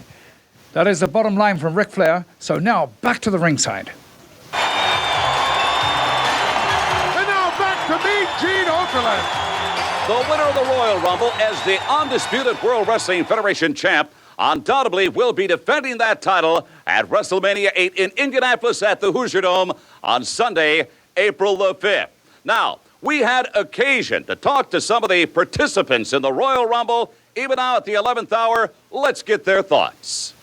Oh, yeah, the Royal Rumble, the single greatest wrestling event and match ever in the history of the World Wrestling Federation. Competition, yeah, against 29 of the greatest wrestlers in the world. And only one man can win the prestigious World Wrestling Federation Championship belt. I've won it before. I've been there before. I've been to the top of the mountain. And I'm going back. I'm going back this afternoon. 2 things I want to accomplish this afternoon, yeah. Number 1, sometime I want to get my hands on the Snake Man. And the other thing is, yeah, I want to once again be the World Wrestling Federation champion. Oh, yeah. Dig it. See, it is this simple. The man who is standing last in the Royal Rumble will be the World Wrestling Federation champion. So all I ask you to do is open your eyes. It will hit you in the head like a shot. For you are looking at the man that is superior to all. You are looking at the next World Wrestling Federation champion. You are looking at Sid Justice. Hey, psst, come here. No, closer. You know, one of the biggest thrills in my life is when I get to take something. And today, I got the opportunity to take the biggest prize ever from 29 of the best wrestlers in the World Wrestling Federation. And you know something? Wouldn't it be just great? The World Wrestling title right around my waist. The Repo Man. Oh, what a thrill. Because remember, what's mine is mine. And what's yours is mine too. The last time the British Bulldog was in a match like this was in the Royal Albert Hall in London, England, my hometown. And what a thrill it was for me to dispose of 19 other opponents over the top rope and stand victorious in the hallowed halls of the Royal Albert Hall. But what a bigger thrill it's going to be this afternoon when the British Bulldog steps in the Royal Rumble and disposes of 29 other opponents and gets the World Wrestling Federation Heavyweight Championship belt around my waist. That will truly be a Royal Rumble. They say you can't always get what you want, but I've always been able to get what I need. This afternoon, the World Wrestling Federation Championship belt is on the line. For 29 other men, it's going to be a big disappointment. I would never disappoint myself. You, I don't mind. And Savage, believe me when I tell you, I'll be waiting for you. Yeah, I'll save some for you. And I'll have just enough left to walk out with that title around my waist. Trust me. You're looking at the next World Wrestling Federation champion. You're looking at the man who rocks the cradle. Mirror, mirror on the wall. Today we find out who's the fairest of them all. We're at the Royal Rumble, and 30 of the greatest World Wrestling Federation superstars gather today to find out who is the man. For 4 months, I've called myself the real world champion. So for me, there's no back door. But remember, boys, and that's to all 29 of you, I've lived one way. And one way only, and that's with the belief to be the man. You have to beat the man. And today, at the Royal Rumble, I am the man. Woo! Oh, what a busy afternoon is going to be at my funeral parlor. 29 hearses have already been prepared. 29 bodies, 29 caskets. And standing atop this mass carnage will be The Undertaker, crowned once more World Wrestling Federation Heavyweight Champion. You know something, Hulkamaniacs? Later on this afternoon, we get to prove a point that no one else could prove except us, man. In one given afternoon, we're gonna prove to the whole world the power of Hulkamania. We're gonna prove that we can beat all 29 other superstars in the World Wrestling Federation to get our WWF title back. Oh yeah, winning the Royal Rumble is one thing, the most prestigious event in the WWF. But when you add the WWF title on top of that, that changes the whole picture, man. But Hulkamaniacs, this is our cup of tea. They're gonna be coming from all different directions, friend or foe, they're all the same in the Rumble. But it's just like always, we're always getting cheap-shotted by one of our so-called friends, or we're always getting cheap-shotted by that no-good Jack Tunney. But this is our cup of tea. And in the Royal Rumble, we're gonna prove that Hulkamania reigns supreme. But to all those people in Titan Tower, in the WWF offices, don't worry about The Undertaker or Jake the Snake stealing that belt, man. Me and my little Hulksters have a special battle plan for the Royal Rumble. And what you gonna do when Hulk Hogan and his little Hulksters rumble all over you? Ladies and gentlemen, it is now time. Hard to believe. Wow. Good stuff. That was good stuff. What was your favorite of all those? Hulk Hogan. It was? Yeah. My favorite was The Undertaker. Only because of Paulie, what was he called? What's his name? You mean Paul Bear? Paul Bear. Paul E. What the fuck? I just liked his stuff. My least favorite one was the Repo Man. Oh, I like that one. It was very Tony Schiavone, the little whisper gimmick. But did you notice, and I noticed it immediately, do you notice, and this is how savvy Randy Savage was. His ring attire, the same color as the Royal Rumble logo. Purple and orange and gold. I'm colorblind. You're just showing off right now. No, okay, yes, but it was, and he was smart like that. I mean, he was Savage was savvy like that. Sorry, you're colorblind, buddy. No, you're not. You don't care about my disabilities. Well, no, I don't. But I'm sorry, you're colorblind. There's Jack Tunney. Here's the deal. I'm gonna tell you. Me traveling without the assistance of someone who can see color is dangerous. What if I think it's a red light and it's really green, or vice versa? Well, dumbass, you should know by now that the red light's on top, the yellow light's in the middle, and the green's on the bottom. And red light, and that's not the way it works out in Vegas. They go left to right. They don't go up and down. Well, then you know left is you go left. You read left to right. This is not Japan where you read right to left. Left to right. Red, yellow, green. Here's the other thing. I may be out there and be trying to take a blue chew, but now I can't see color. I might chew up my blood pressure pill. Well, at least you get it done. And swallow my blue chew.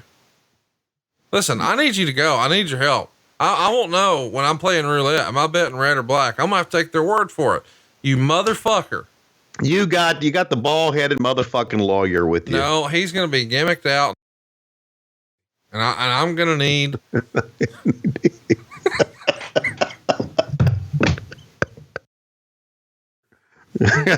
No, of course, listen, we're trying to be funny.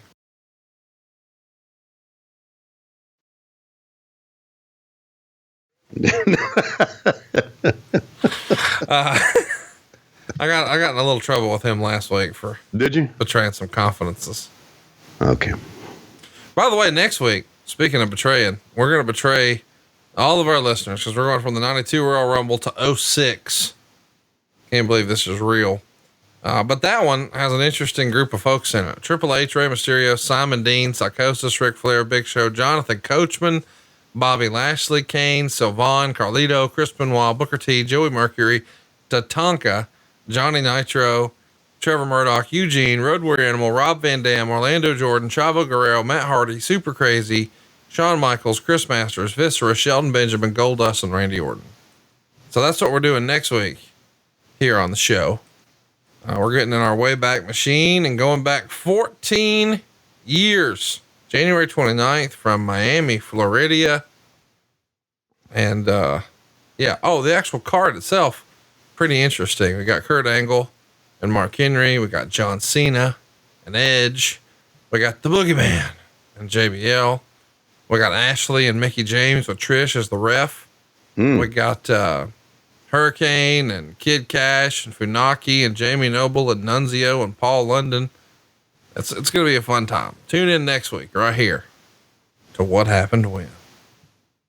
Notice how the first participants, how they really go at it hard. And one would think that, well, the strategy would be, if you win, you're going to have to keep going to maybe save some energy. But no, the booking was, and rightfully so, that this is the Royal Rumble. You go in there and you're excited as an athlete to be a part of this.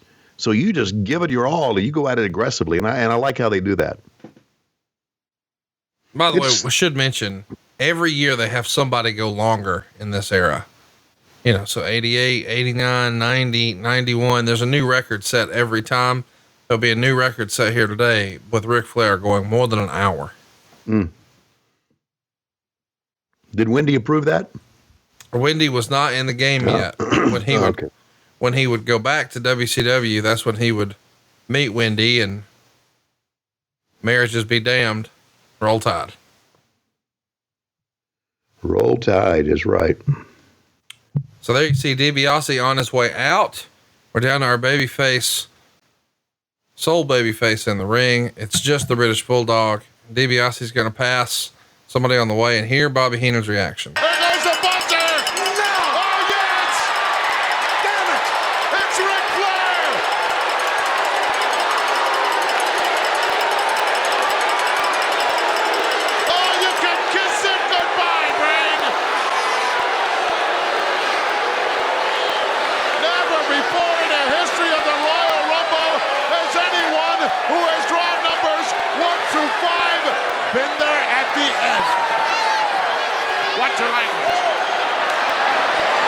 So there you go.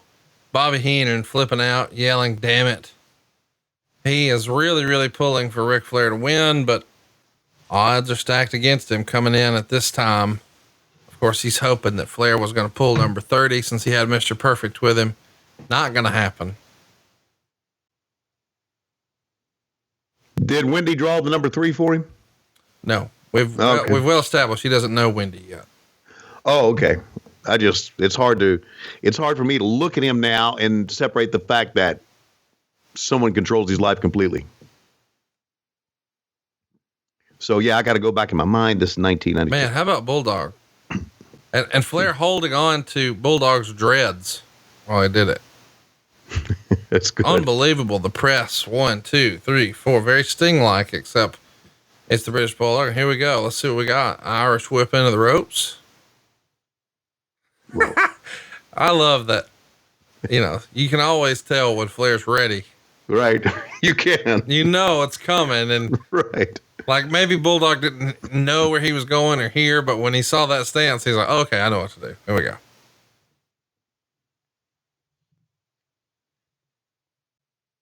I loved this era of British Bulldog. When I was a kid, I was convinced British Bulldog was a bad motherfucker. Well, listen, he was. My God, I mean, look, he trained in the dungeon. Here comes Sags. What was up with Knobs here? I don't know. What was the deal? I don't know, but he's not in the match. So Sags is here, but no Knobs. Where are all the Knobs? You think we could we'll learn a thing or two about a knob or two out in Vegas together? You listen to this podcast, you can learn all about, but we're just full of knob jokes. All right, let's think of who you would want to take a chop from the least. Okay. Give me 3 people you would not want to take a chop from. Well, Flair. I've done that. You've taken a chop from him? Yeah. Was that the rite of passage to be in the family? No, I was at a bar in Nashville. Uh-huh. And he just fucking nailed me out of nowhere. Did Wendy tell him to go over and hit you? Is this your new thing now? No, I'm just asking. I need to know. No, she wasn't there. Oh, okay.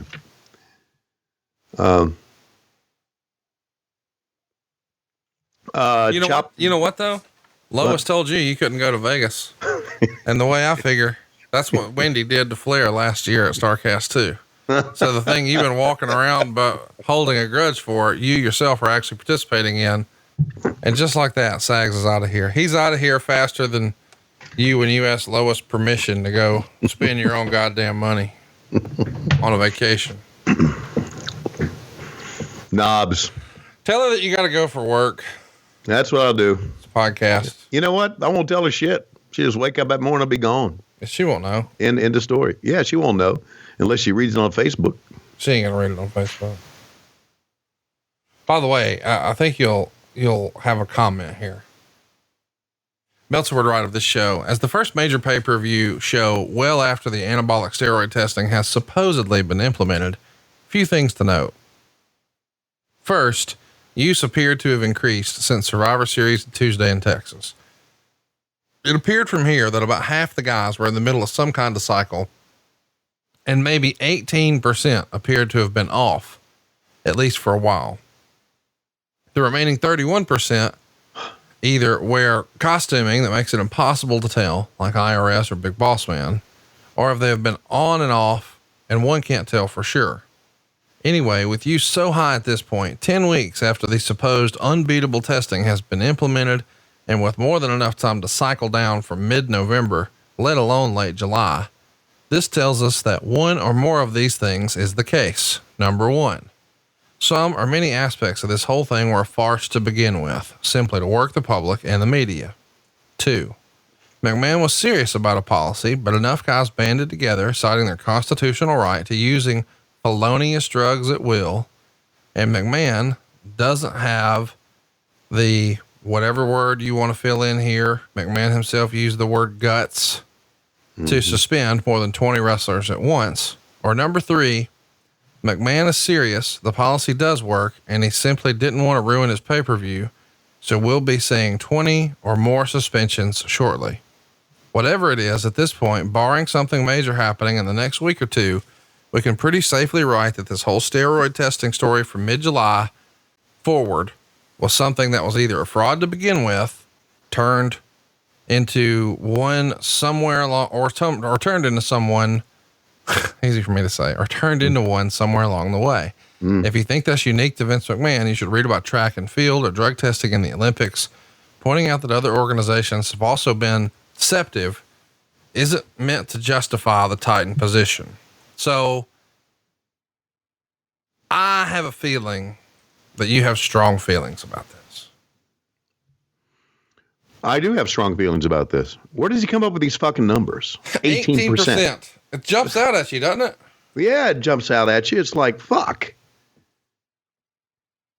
I think he's, I'm really surprised. I'm really surprised in light of how serious the steroid thing was back then, that there was not any legal action taken against Dave Meltzer for what he just said. It appears that these guys are on cycles. Well, was he on a cycle himself? Do you know what these cycles are? Can you look at a guy and say, oh, he's still on steroids? Or I don't know. He's doing a lot of accusations just by watching a show. 18% jumped off the page to me. Sure did. 18%. That's fucking goofy. You know, and I like Dave. Of course, everybody does. Well, not everybody, but me and you do. Yes. I made it known that I like Dave. Always. By the way, we should mention, this is the awards issue. The thing we're running through here. The the nominees are all over the place. But what stuck out to me was who had won in prior years and things like that. Mm-hmm. So like the tag team of the year this year was Misawa and Kawada, and the runner up was Rick and Scott Steiner. 3 was Hase and Sasaki. 4 was Dr. Death and Terry Gordy. 5 was the Rockers. The feud of the year. 5th is Randy Savage and Jake Roberts, which, as you remember, Jake put a snake in a box at Randy's wedding, and then had a snake bite him. Second place is Aja Kong and Bull Nakano. 3rd is Eddie Gilbert and Cactus Jack. 4th, or 2nd from the top, I mean, Ric Flair and Hulk Hogan. And then the feud of the year, Saruda and Company versus Misawa and Company. Yeah, okay. You can stop. What? I got it. Wait, now here's one you'll like. Most improved, number 1, Dustin Rhodes. Number 2, Steve Austin. Number 3, Cactus Jack. Most unimproved, number 1, Davey Boy Smith. Number 2, Hulk Hogan. Number 3, Sid Justice. Unimproved. I love it. I love that. Unimproved. I assure you, these days, if they put announcers in there, we know who would make the cut. Most unimproved. Fuck, man. I'm on top of my game. No, I know. I was talking about JR. Oh, the internet has a hard on for him, as you know. You know what? I don't know. Well, that's right. Cause you have abandoned your Twitter. You need to send me your logins. Dave Silva's got my logins. Well, I'm running your account now. No. I'm just going to start openly talking about my love of Whitney Wright. I'm going to line up a date for you in Las Vegas. No. Whitney Wright. The last thing on earth that I would do, the last thing, I even would put killing a guy below this. The last thing on earth I would do was let Conrad Thompson run my Twitter account. Why? Whoa. Why? Oh, God. Everybody listening to this podcast knows the answer to that. What have I tweeted that was hurtful? What? No, I don't know what. No, forget it. So I don't know what they're saying about JR online. I don't give a shit, and neither should he, bless his heart. What JR should be concerned about is, am I getting a paycheck? Are the ratings good? Am I having a good time working? Because you know what? Here's the deal. JR doesn't need any of this shit. No, he doesn't. Okay, I do. Yes, but JR doesn't. Yes, you do. And it's interesting that you phoned it in, you know? I haven't phoned it in, motherfucker. I'm the hardest motherfucking worker in the motherfucking universe. Really? Yes. You're not even the hardest worker on this call. Jesus. I set the standard for work motherfucking ethic, motherfucker. Oh, okay. Hypothetically, you think Barbarian is, you think he's got a word for Bulldog here? Some advice? Brother. Can I tell you that he sent me a Christmas text? The Barbarian? Well, not Bulldog. He's dead. How would that? From the grave, I heard from the Bulldog. That'd be pretty scary. Yeah, fucking Barbarian sent me a Merry Christmas deal. Well, that's fucking cool. That was cool, man. I didn't expect that.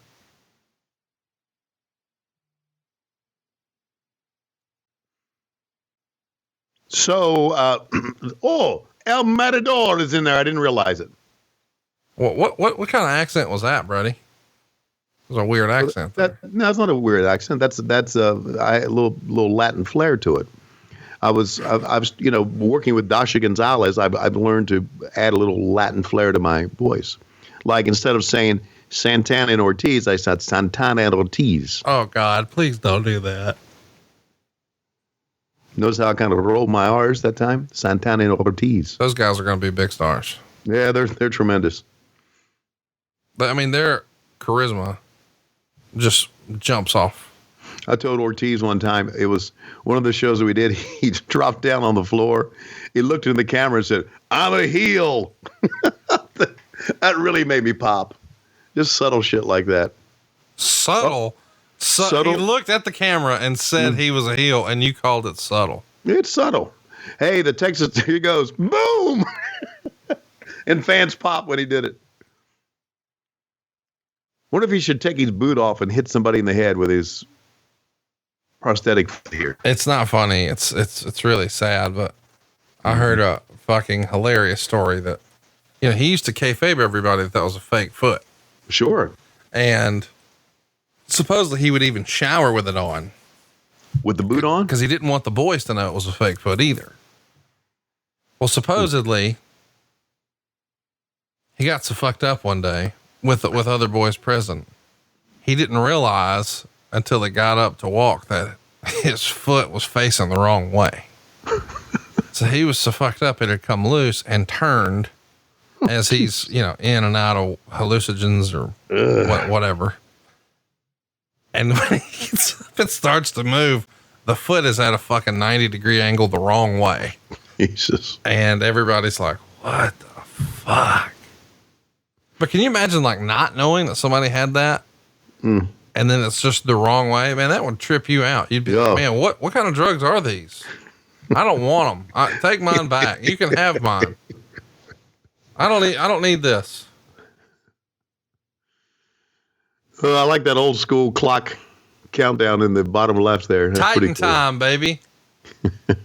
What's great about this too, is they would just, they would say it was every minute or it was every 90 seconds. And it was never either one of those. It was just like, okay, cool. This is starting to suck. Send somebody else out. Or, hey, it's been enough time. Or, hey, we're running short. Send them. Repo man. I'm going to need you to start using some slang here on the show. Yeah. What slang do I need to use? The phrase "send it." Are you in the loop Are you in the loop on "send it"? I'm not in the loop on "send it." No. It means just do it. Say yes to something. Don't think about it. Okay. Have confidence and just send it. Okay. Like to go nuts with regard to your own safety. Just send it. Mm-hmm. Any action or activity you can do wholeheartedly with confidence and an absolute passion, just send it. In other words, if someone was out after my job, I would say, send it. Or if Lois is like, Tony, if you're going out there to Vegas, you better behave. You can just say, Lois, I'm going to send it. Got it. I like that. Send it. Any other slangs I can use here to be hip in my old age? Really? Mm-hmm. Slaps, you in on that? I should have asked this question. No, I'm not in on slaps. I'm in on slap dicks because we got a lot of them listening to this one. What? Why do you keep talking about penises? Listen, you get rid of all my fun. And by the way, we got a lot of tweets about this last week because conspicuous by its absence. There was no Tony Reed's rap. Thank God. 2 weeks ago, Tony canceled it. I can't believe you guys weren't paying attention, but Tony said he doesn't want to do it anymore. And so, we're just gonna, talk about all the things that Tony doesn't remember. Slaps. Do you remember this? No. Do you remember that? No. What did he say here? Don't remember. I mean, we're back to, 2017 here on the show. Big pop for Greg Valentine. No, there's not. Greg Valentine. Seriously.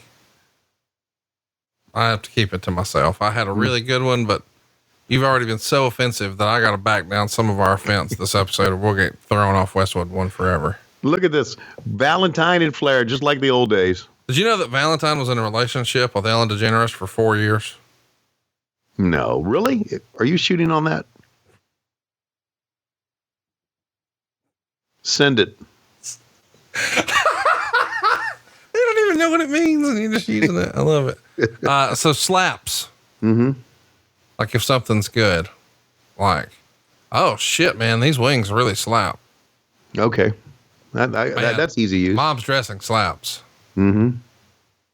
Or as you're going to say in a couple of weeks, Diamond, I got to tell you, that head really slapped.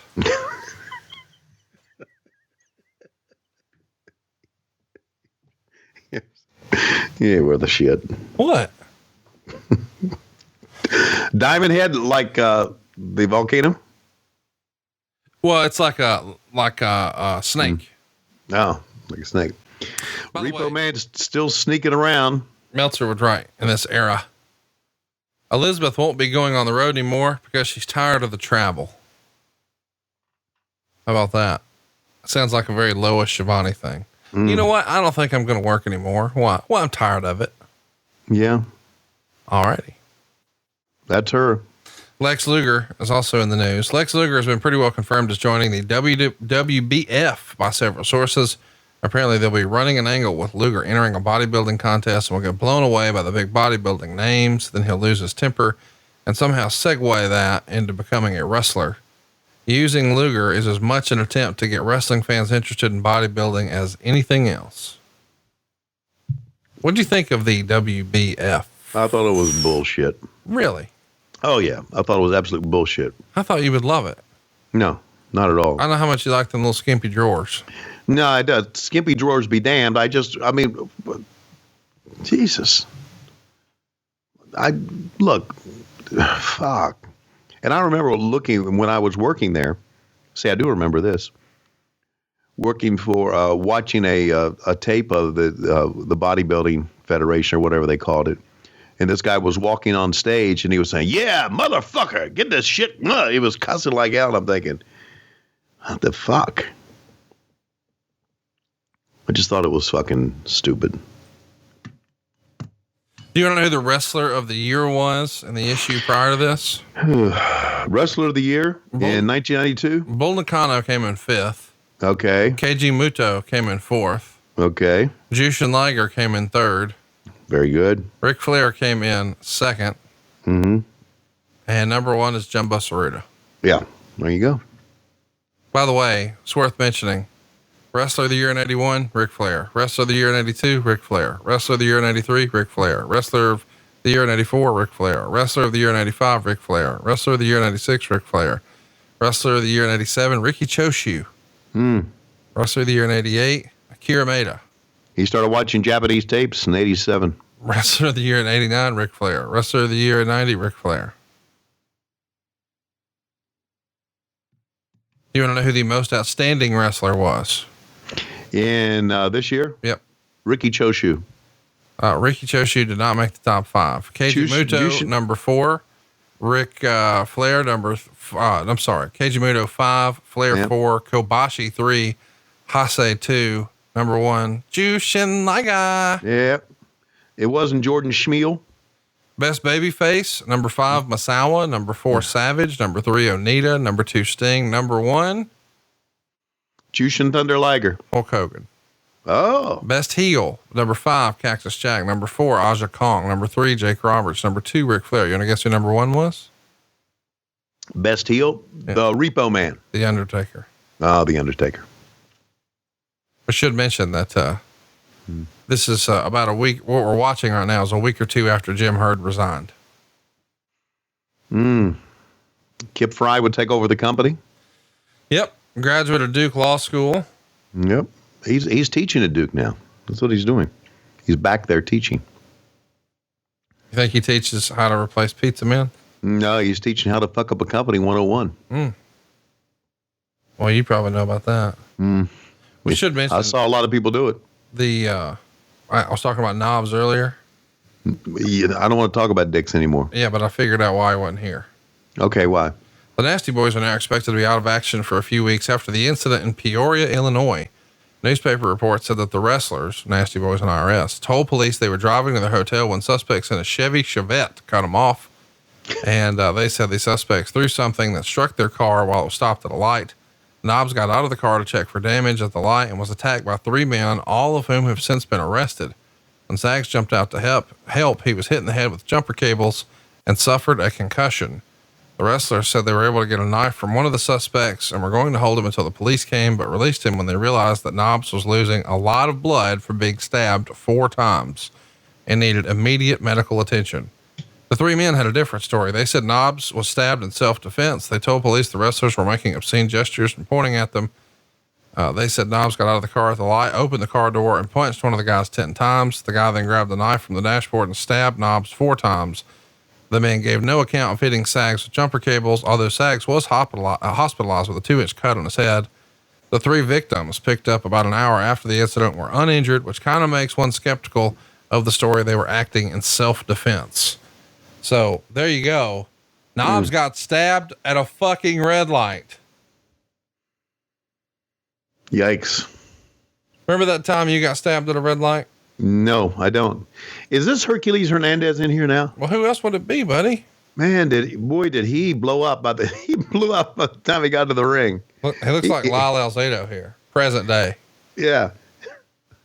he by the time he got to the ring, he kind of slid underneath the bottom rope. Just, It is funny or interesting that Hercules and Boss Man no longer with us, but the 2 guys best known for getting jacked off were working together, Barbarian and Ric Flair.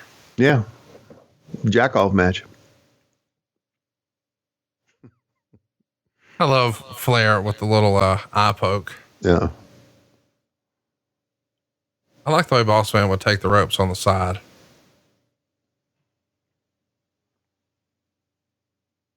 How about that kick, the front kick from Boss Man? Ray could work, man. Dude, when he dropped the weight here, he was moving his ass. Yes, sir. Well, Bout took his own head off, though. He's dead. So Flair remains, but we still got about a half an hour to go in this match. The classic Flair flop. By the way, those boots he's wearing are owned by a private collector in North Carolina. And have you made an offer for those? They're not for sale, but you can see them at WWE Access. I hooked them up with the company a few years ago. So now whenever they do any sort of Flair tribute, those boots are always there and displayed with pride. And here comes his old running mate, Rowdy Roddy Piper. Great little moment here. And look at the crowd. They're ready for it. 2 big stars.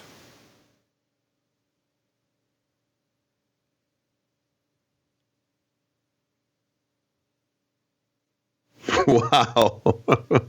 Fans are going nuts, buddy. Dude. And Flair doing some bumping too, isn't he? Absolutely.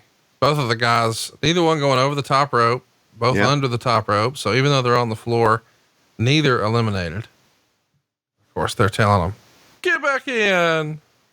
Come on, guys. Get back in the ring. Oh, man. Flair back on the offense. Didn't even sell it. Nope, no sold that.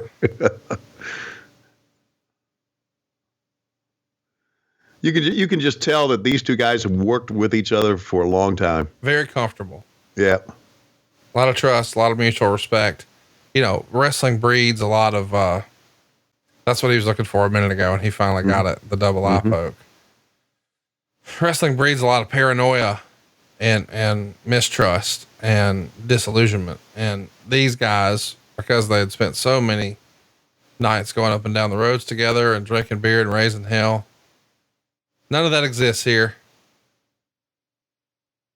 Flair wants to go face first again. You can just tell the way he walks around. Yep.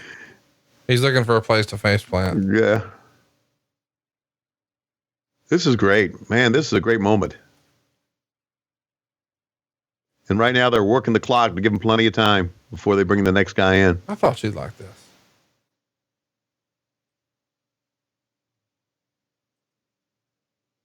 He's out. Throw him over the top. No, I'm going to put it back in again. All right. Bring in the snake, baby. That's pretty cool. What a heel he was here too, man. Oh yeah, man. Great shit. One of the great, he would give one of the great heel interviews too. Oh, without question. Thank you for saying that. Hey, Tony, do you ever get tired? Do I ever get tired? Yeah. Oh boy, a lot. Especially now the workload that I got. You know, I'm working hard. I know, man. I don't know how you do it. That, you know, because that one day a week where you have to fly, you know, to another town or whatever, and then the next day you fly back, first class, of course. But the idea that you've got to fly once a week, it's just, I don't know how you do it. Yeah. And then work on a show, put a show together. Still do some work for the radio station. Still do some work for the Georgia Bulldogs. Why are you doing anything with the radio station? You should tell them to go suck a root. You're worth $19 million. No. See, I'm not like that. Let me tell you that as the truth here. When I lost my job at WSB Radio, when that guy refused to renew my contract for another year,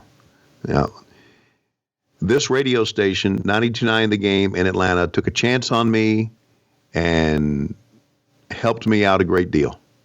And I remember that. And whatever they need from me, I do. So there. I feel like I owe them a lot.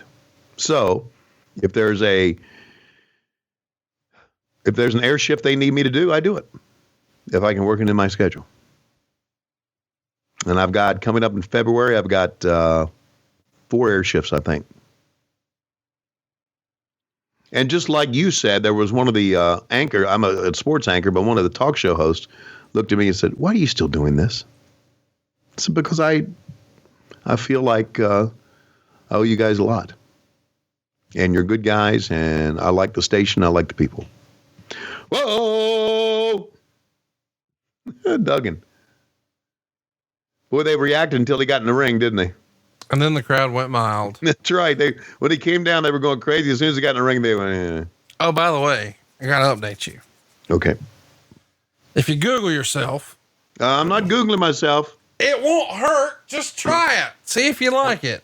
How much am I worth now this week? 25 million? Here are the suggestions. When you type in Tony Schiavone, it says podcasts, AEW, WCW, wife, Starbucks, age, net worth, Twitter, Dean Malenko. Dean Malenko. We got it. We got it. I wonder what happens when you look up Bruce Pritchard. Won't call Conrad, big shot. WWE, wife, Twitter, shirts, podcast, SmackDown, Jim Cornette, Pancho Villa, Brother Love. Pancho Villa? Yeah, it's part of the show. Eric Bischoff, wife, WWE, podcast, son, WCW, net worth, 83 weeks, age. Jim Ross, AEW, podcast, net worth, barbecue, quotes, shirts, GIF, stroke. Stroke. Arn Anderson, podcast, wiki, AEW, wife, Spinebuster, son, net worth, WWE, Tosh. Now, if you look up Taz, Taziki's Menu, Taser, Tazo T, Tazewell, Tennessee, Tazor, Taziki's Madison, Tazerac. Cody Rhodes, AEW, net worth, theme, WWE, arrow, height, AEW theme, shirt, promo. You look up Excalibur. Oh, Jesus. Christian school, crossbow, movie, wrestler, signature, hotel, dehydrator, school, car. If you look up Tony Khan, net worth, wife, father, Twitter, stunner, Trump, dogs, dad, worth. Give me another name. Conrad Thompson. No. See? Yeah. All right. It's wife, wedding, net worth, mortgage, house, Zillow, you weird motherfuckers, Twitter, podcast, AEW, address. What the fuck? Dave Silva, realtor, podcast, plumbing, music, lyrics. Hey, Ryan, if you're listening, I need a Dave Silva plumbing shirt. Yes, we do. As soon as possible. That would really fit in over at loisrules.com. Dave Silva plumbing. That means it really exists. Yes, I know it does. I'm going to look him up. The Dave Silva plumber. Oh, I hope he's in the area. Oh, here it is. Dave Silva Plumbing and Heating. Where is it? Hawaii. Oh, of course. Shit. Oh, no. Massachusetts, too. Okay. Tingsboro, Mass. Have you been to Hawaii? Yeah, of course. Oh, I'm not going to go back. I'm about to get licensed out there. I'm bringing on a branch out there and an underwriter. So you'll make some money out there, man. Hey, yeah, average loan amount out there is like $550, dude. Oh yeah, that's big. Huntsville's not like that. Mm. All right, give me another name. This is fun. Superfly Snooker's coming to the ring now. Stop! I want to see this. Yeah, let's see if he kills a chick. Man, in the day, he was the best. What an impact he made in Mid-Atlantic Championship Wrestling when he arrived. Oh my God! Guess what happens when you Google Ric Flair? Uh-huh. The suggestions are Wendy. Dead, drip, woo, daughter, net worth, son, age, memes, children. No show. Is that on there? If you Google Charlotte Flair, age, height, Twitter, face, husband, Instagram, Andrade, net worth, mom. If you Google David Flair, 2019 net worth, dead, now, age, Titantron, wife, WCW, Instagram. Thinking of him made me think of Stacy Keibler. Yeah. Kids, entrance, wiki, George Clooney, net worth, theme song, interview, DWTS, Dancing with the Stars, diet. Wow. Give me another one. Give me a wrestling one. Let's see. Let's go with Lord Alfred Hayes. Lord Alfred Hayes, wrestling, cause of death, wrestler, Roddy Piper, grave, WWE, last photo, wheelchair. That was depressing. That is depressing. You can't play this game anymore. You're really bad at it. But by the way, I'm looking at his grave now. I should not have clicked this. I should go visit. Is it back in? It doesn't matter. You won't even come to Vegas with your friends that are alive. Now you're going I can't. I want to. I cannot. Whoa. Rest in peace. Oh yes. Is that a good Paul Bearer? I know I got a cold, but no, yours was terrible. Gotta go real high pitched. Look at the Hall of Famers in there right now. IRS, Roddy Piper, Snuka, Flair, Roberts, Duggan, Undertaker. Did they put IRS in the Hall of Fame? No, but he belongs, doesn't he? Well, yeah, absolutely. Mike Rotunda certainly belongs. I assume he's in a few Hall of Fames, maybe just not the WWE one. What other Hall of Fames are there? Oh, there's lots. I'm sure the Cauliflower Alley's got one, right? Cauliflower yeah, they've got one, and then there's the Pro Wrestling Hall of Fame, and I think there's the one in Iowa. Right, because that's where wrestling started. There's a lot of them. But Meltzer's got one? I don't guess. Yeah, of course. I think his is the real one. Well, then he ought to. Hey, you know what? You and I had fun last year when we went out to Vegas around the Cauliflower Alley time. Great time. I think you and I should go this year. When is it? Well, what does it matter? It's in Vegas. You can't go. No. Yeah. It's April 27th through the 29th. Let's go. I'd like to go. I think it would be great. Of course, I'm not doing baseball anymore, so I could probably do it. Well, we need to get invited though, don't we? No, I'm a member. Oh, so you can bring me as a guest? Yeah.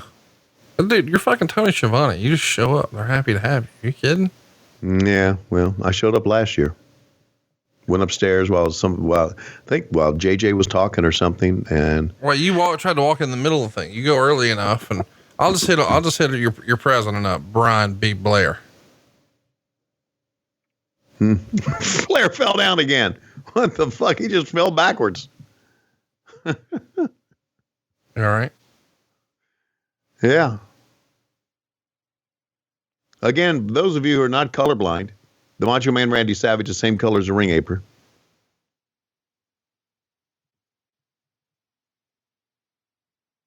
But I am colorblind.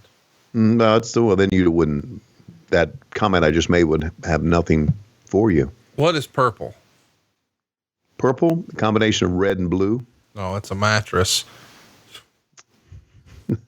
No, it's not. No, it is. It's a great. No, it's not. Oh.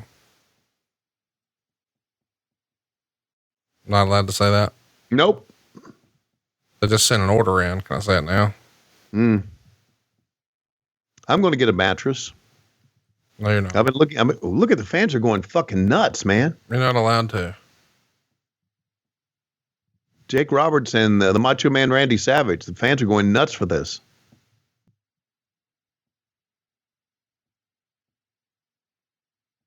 This is a well-structured Royal Rumble, isn't it?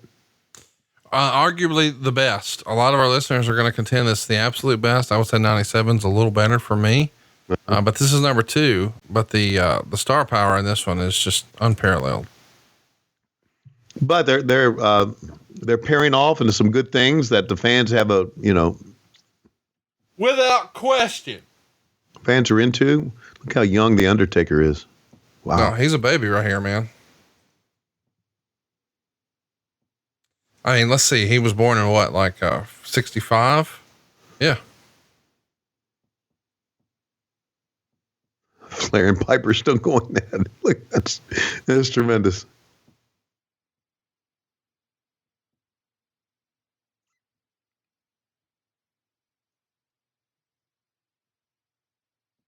What a way to earn a living. You're telling me, man. You didn't even think about it. You're telling me every Wednesday, every Tuesday and every Wednesday, I just kind of sit down and thank God that the business found me. You mean Conrad Thompson?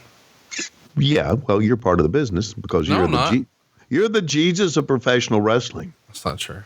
Yeah. You, like Lazarus, you bring us back from the dead. My goodness. We are all going to hell.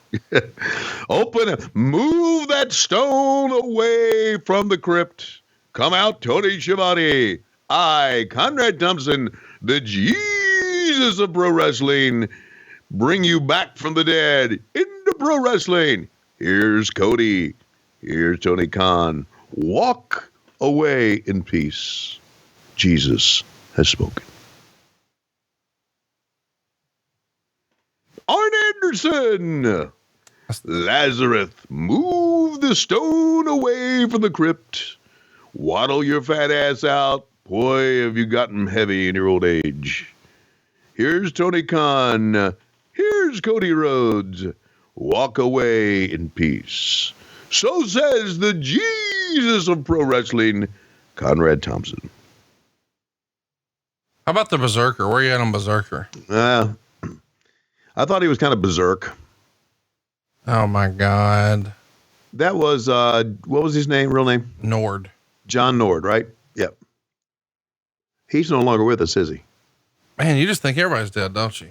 Yeah. The John Nord is dead, isn't he? Well, I mean, you've decided he was, whether he was or isn't. And no, he's not dead. Well, then I was wrong. I could be wrong. I mean, why are you out here just spreading bullshit? Well, the thing about it is we're talking 1992 and now it's 2019. A lot of guys took bumps and took other things. You just don't know who's alive and who's not, right? He was almost sent to prison last year. Who was? John Nord? Yeah. Almost sent to prison. Yeah, drugs or whatever. Well, that's unfortunate. I think John was the Minnesota guy too. Yeah. He was arrested. He's been arrested 7 times for driving under the influence of drugs. Oh my God. Mostly painkillers. And I don't think they're allowed. They don't like it when you do it like more than 3 times. Yeah, I guess not. But he's like, Ric Flair in world titles is him, and drug DUIs. He's up to 7. He's almost to that Tammy Sitch level. Yeah. I'm amazed that he's not in jail after 7. I'm amazed he's not in jail after 4. We gotta get a hold of Sonny. I thought about that yesterday when I was driving around. About how we're gonna spring her? Well, yeah, I guess. No, I think, Conrad, you may not know this, but I'm a very passionate, loving guy. And I learned that from working with the Jesus of wrestling, to love your fellow man. And I wonder sometime about Tammy, because she was such a big star and gave so much to the business and certainly lost her way, as we know, well documented. I just wonder how many people in pro wrestling still reach out to her and say, hey, how you doing? Just concerned about you. I think that's important. So I think it would be important for you and I to try to do that. Make sense? Yeah. Because, listen, I haven't forgot about the impact she's made on wrestling.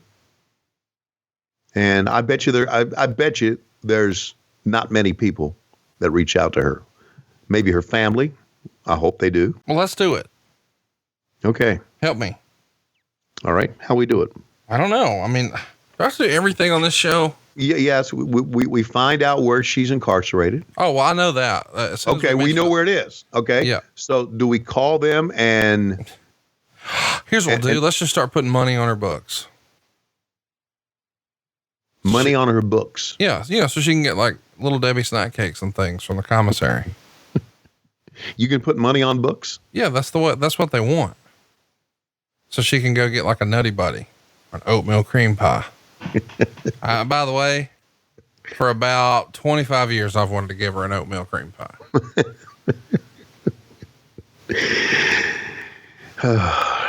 I knew it. I knew it eventually circle around to this. What? What do you think about Virgil in those pink tights?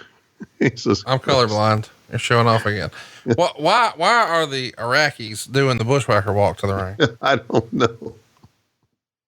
By the way, great close personal friend of the show, Super Dave Miller. Oh, from Utica, Mississippi. Yeah, sir. Cut off his thumb. Asked for a little bit of help and getting some preferential seating for the house show this past weekend in Jackson, Mississippi. Mm-hmm.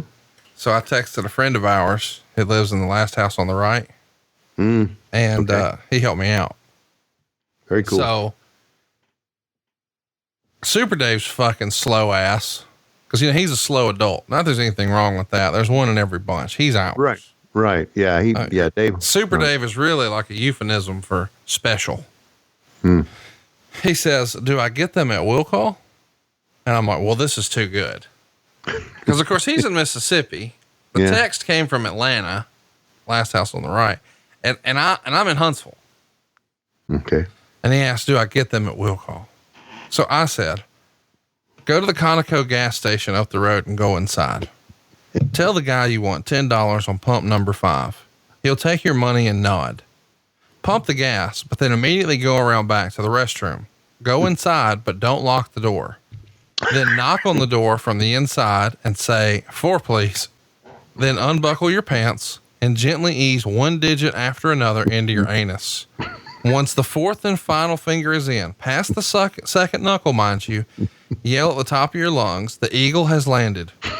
4 tickets will appear under the door seconds later. Wash up and enjoy the show. And then about 8 minutes later, I sent, and we'll call about 30 minutes before the show starts under your name. Thank God you sent that second text. This motherfucker would have been fixing his own ass at the Conoco.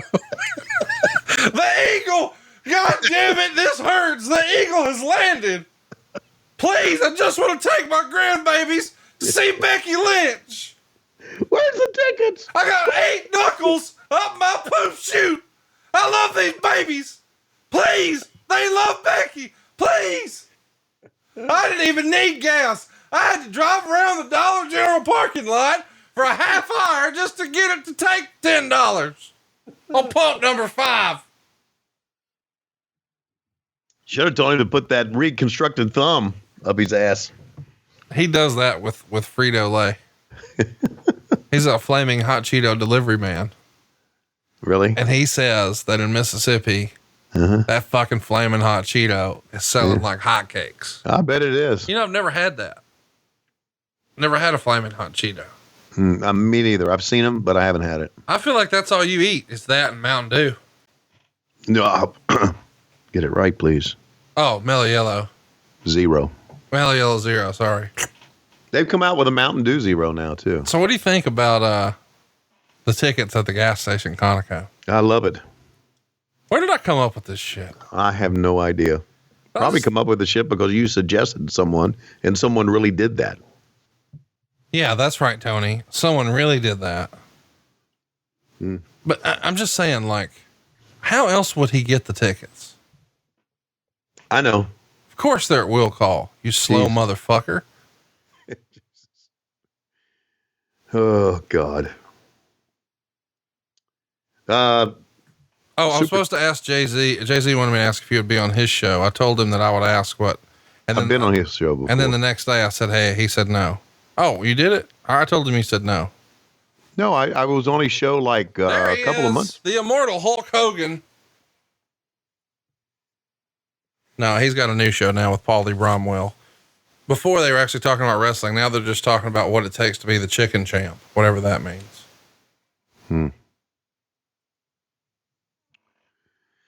Yeah, everybody's doing a podcast. Yeah, but nobody's listening. Everybody's doing a podcast.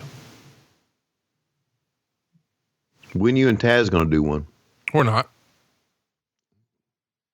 You got that sweet AEW money now. See, my deal with Taz is in reverse. You know, normally you get a podcast with me and then I get you back on TV. But in this case, I just started working the angle from the inside before the podcast was even announced. And now we don't even have to do one.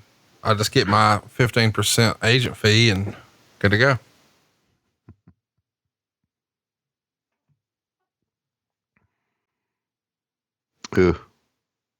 And there goes the Undertaker right in the middle of their feud, back and forth with the belt. He is an early elimination. Hulkster knocks him out and Berserker right behind him. Look at the crowd going nuts for Hulk Hogan, man. Yep. They still do. By the way, when's the last time you Hulk Hogan a t-shirt at your house? I've never Hulk Hogan a t-shirt at my house. I want our listeners to tweet us at WHW Monday.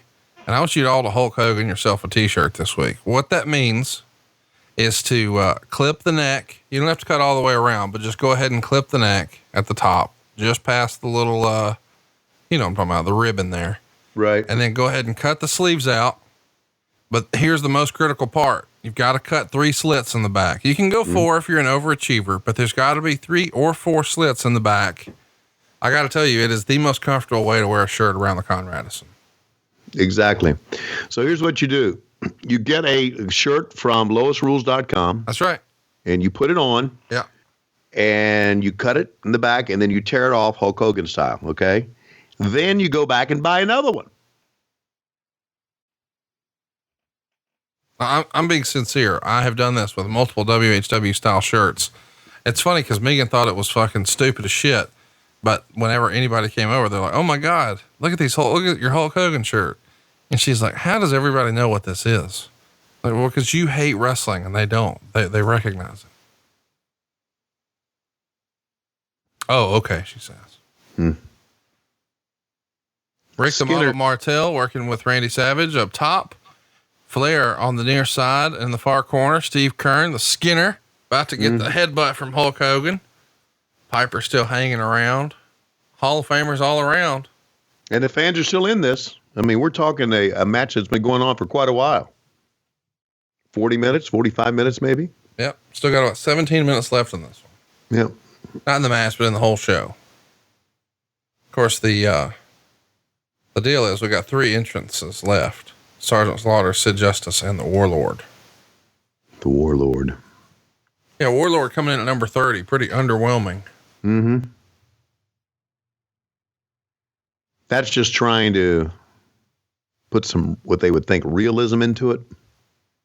That normally it wouldn't be booked that way, but since this is real, it's anybody can come in anytime. Boy, Flair and Piper just go, they have not left each other alone.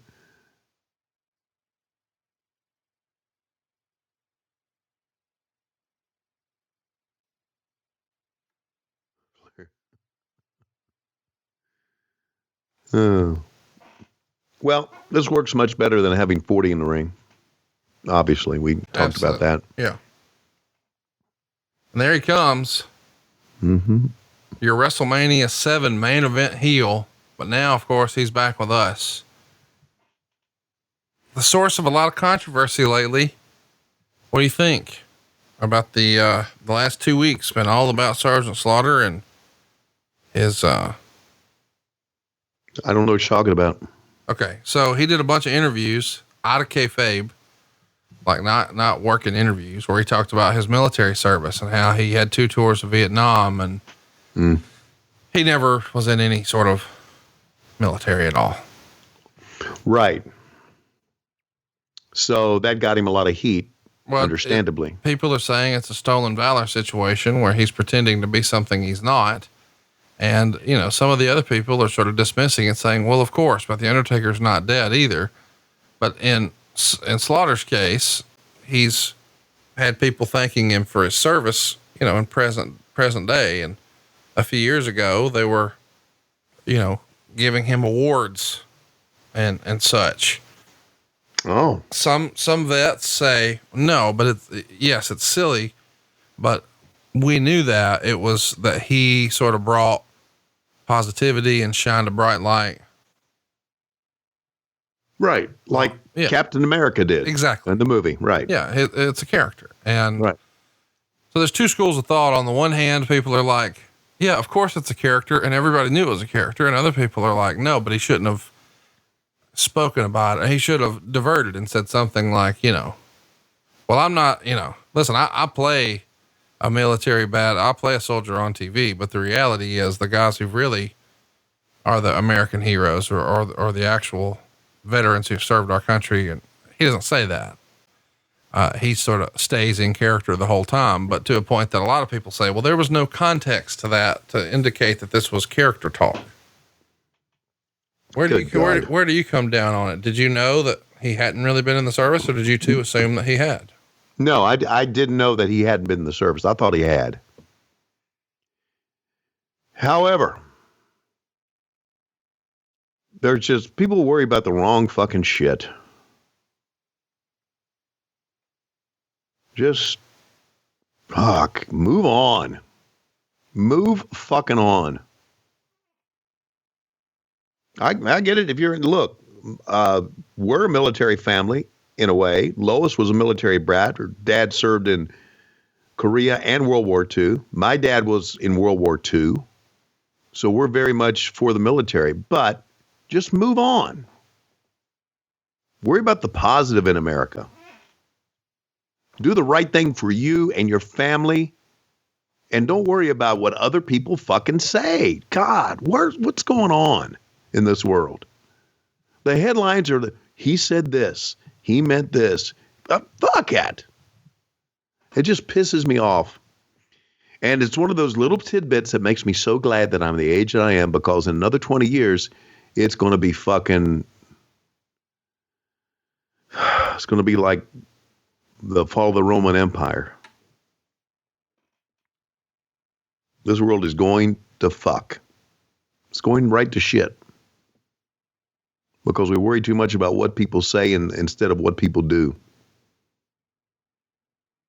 Boy, look at a kip up that time by Sid, man. Boy, Sid always did look the part, didn't he? Dude. Oh my God. The most intimidating looking guy in the entire show. Yes. No, there's without question. Here comes number 30. Can you imagine if Sid Vicious would have had had a different attitude? Oh my God. The work ethic, the attitude. Allegedly, Vince sat him down and said, I want you to be my next Hulk Hogan. Yeah. And he said, but I don't want to be a good guy. And I wish at that very moment, 30 wrestlers from the past appeared in front of him and all took turns slapping the goddamn taste out of his mouth. Amazing. Just nobody looked like him. He also said on a podcast with Sean Mooney in the last couple of years that he didn't know it was WrestleMania until he was on his way to the ring, when he was main eventing WrestleMania against Hulk Hogan. So this match is going to lead to his match with Hulk Hogan at WrestleMania. And he would say he didn't know that the Hoosier Dome, WrestleMania main event. Why didn't he know? Was he, he just said it was on his booking sheets. He showed up. Oh, this is WrestleMania. Okay, cool. I don't believe that. I don't buy that either. But then again, all people are different. He may have been very, very clueless. I don't know. Or he may have been drunk, stoned. Who knows?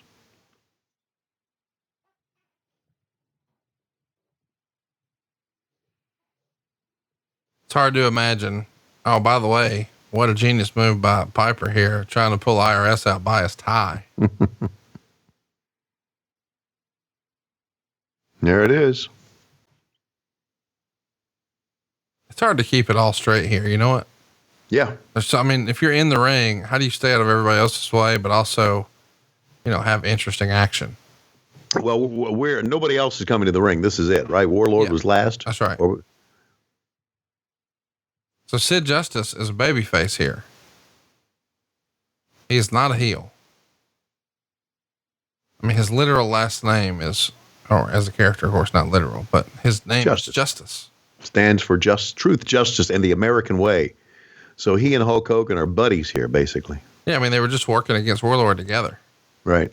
All right. Well, very, very cool. See you later, Martel. See you later, Piper. Sid gets them both out of here. We're down to 4. Down to 4. The Macho Man's been on. He's back for a little while. Ric Flair coming in at number 3. He's been in here the longest. And then, of course, Macho Man, then Hulk Hogan, and of course, Sid, the freshest of the 4. Oh, out goes Macho Man after the big flying knee from Ric Flair. And now Flair laying in the chops on Hulk Hogan. Hogan's had enough. Time for some tit for tat here. Into the ropes, signature spot, but he gets stuck. Over the top he goes, but he's hanging on barely. Sid sees his opportunity and yoink. Oh, Hogan's been eliminated. Look at the crowd and look at Hogan. Now, here's what's crazy. If you really pay attention, Hogan's kind of a shithead heel. I mean, some of the stuff Hogan does is very heelish. Uh-huh. And this is a great example. Hogan's just been eliminated, fair and square. Hogan's griping, saying, hey, we had a deal. You shook my hand. And now he's trying to pull Sid from the outside, and Flair's going to come in, dump him, and let's let Bobby take it from here.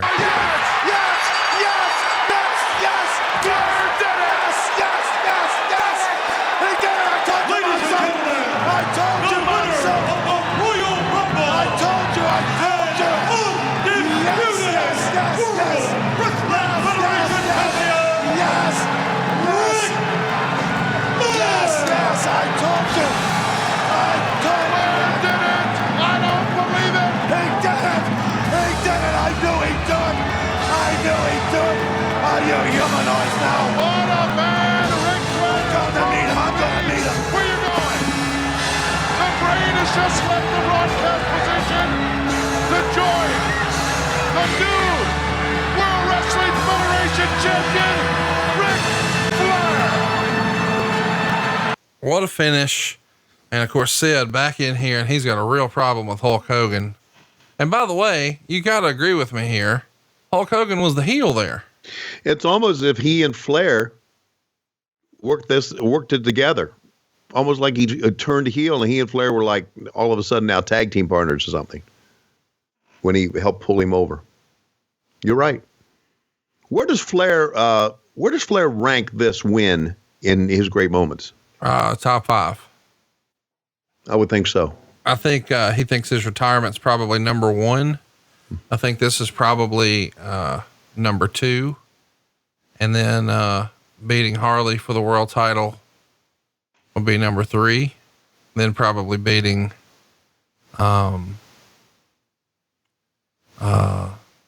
Dusty the first time for the world title was number 4, and then beating Vader in Charlotte, probably 5. Very cool. Tony Gurria, Pat Patterson, Terry Garvin's in the ring over on the right there. He's going to say at the end of the show here in this tremendous promo, this is the greatest moment in his life, blah, blah, blah. Right. And the only time that would be eclipsed is, his retirement weekend. Did you watch any of that? His retirement weekend? I did not. No. Man, we have got to cover that. WrestleMania season, I say we hit that. Okay. I'm all for it. I think you'll really, really dig it. Well, you have certainly opened my eyes to some very good shit that I completely ignored for 13 years? I think 17 years. I think at Low-Key Big Hog weekend, when we get together in April, maybe we should watch his Hall of Fame induction speech and then the Monday Night Raw after, where they all sort of paid tribute to him. But we'll cover that WrestleMania come WrestleMania season. But I think you'd be curious to hear his speech and all the people he acknowledged. Now, here we go. The most famous Rumble interview ever. Rumble, we have a brand new World Wrestling Federation champion as the press watches on. At this time, to present the title belt to the new champion, our president, the distinguished Jack Tunney. Congratulations, Ric Flair, on becoming the undisputed champion of the World Wrestling Federation.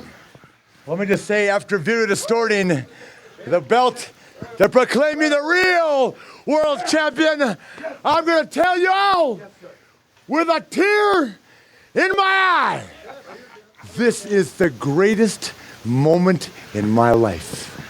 When you walk around this world and you tell everybody you're number one, the only way you get to stay number one is to be number one.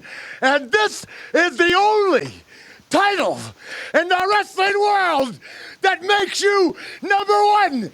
When you are the king of the WWF, you rule the world. Think about it like that, Mr. Perfect. Guys are on the bandwagon. Woo! Woo! Let's give a big one. Woo! You did it. I was never so impressed with anything I've ever seen in all my life. He went out there for over 60 minutes, never took a back step, took it to Hogan, took it to The Undertaker, took it to whoever got in that ring. That's why he is, Hey, Bobby, you can call him now, the real world's heavyweight champion. We're not the kind of guys that say, we told you so, but we told you so. Okay, very good. Ric Flair, you have made put that cigarette out. You have made World Wrestling Federation history here tonight. It's the greatest moment of my life. I want to jump. I want to party. But I got to tell you like this. For the Hulk Hogans and the Macho Mans and the Pipers and the Sids, now it's Ric Flair. And y'all pay homage to the man. Woo! I love it. All right, ladies and gentlemen, that wraps it up. We hope you have enjoyed your Royal Rumble. For my broadcast colleagues, Gorilla Monsoon, Bobby the Brain Heenan, Sean Mooney, Mean Gene Okerlund, saying so long from the Knickerbocker Arena in Albany, New York. And now, ladies and gentlemen, let's revisit some of the highlights from this year's Royal Rumble. And of course, we see an interesting attire there from the new foundation. How'd you describe their get-ups here? They look kind of gay. And then we've got Roddy Piper. He's out here winning his first singles title in the WWF. Next up, we've got Enos the Penis and your favorite, Jameson, doing his best Orange Cassidy impression with the old shin bump on Sir Sucks a Lot. There's LOD taking on my brothers, the Natural Disasters. What would my nickname be? If they were Earthquake and Typhoon, what would I be? I'm from Alabama. I'd be the Tornado. No, there was one of those. There was a tornado. We got to come up with another. I'd be the Mudslide. Okay. I thought Tornado was fine because, of all the wind, the gas. Yes. I have a lot of gas. Yes. Actually, that's one of my favorite things. I actually farted on a guy on my trip to Minneapolis this week. You like farting on people? It's one of my favorites. There's two things I really like to do. I like to show my friends my sack. I'll stretch it out and show that to everybody. Sometimes I'll rub it on them, and then I really like to fart on them. Those are my two favorites. If you haven't felt my sack or been farted on, you're just an acquaintance. Okay, I was hoping for more reaction there. Tony, when was the last time you farted out of your butthole? Oh, I do it on a daily basis. Yeah, I thought it was something. And especially when I eat dairy, because I'm lactose intolerant. I never really was lactose intolerant until, I don't know, a couple of years ago. But once you get it, shoo. Listening to this show sounds like you're intolerant of a lot of things. But without further ado, Tony, when I look at my clock, I realize it's about that time. Tony Schiavone is in a match against Dave Silva, 1-on-1. Winner will go on. Get a first-class ticket to Las Vegas, Super Bowl weekend. Schiavone is being announced. Oh, my God. Out of the entryway. Here comes Lois Schiavone, shaking her finger. She won't let him go to Las Vegas. My God, the humanity. He can't go. He still is, 38 years later, pussy whipped. And we're desperately out of time. We'll see you next week on What Happened When on Westwood One. And each Monday we come to you only on Patron.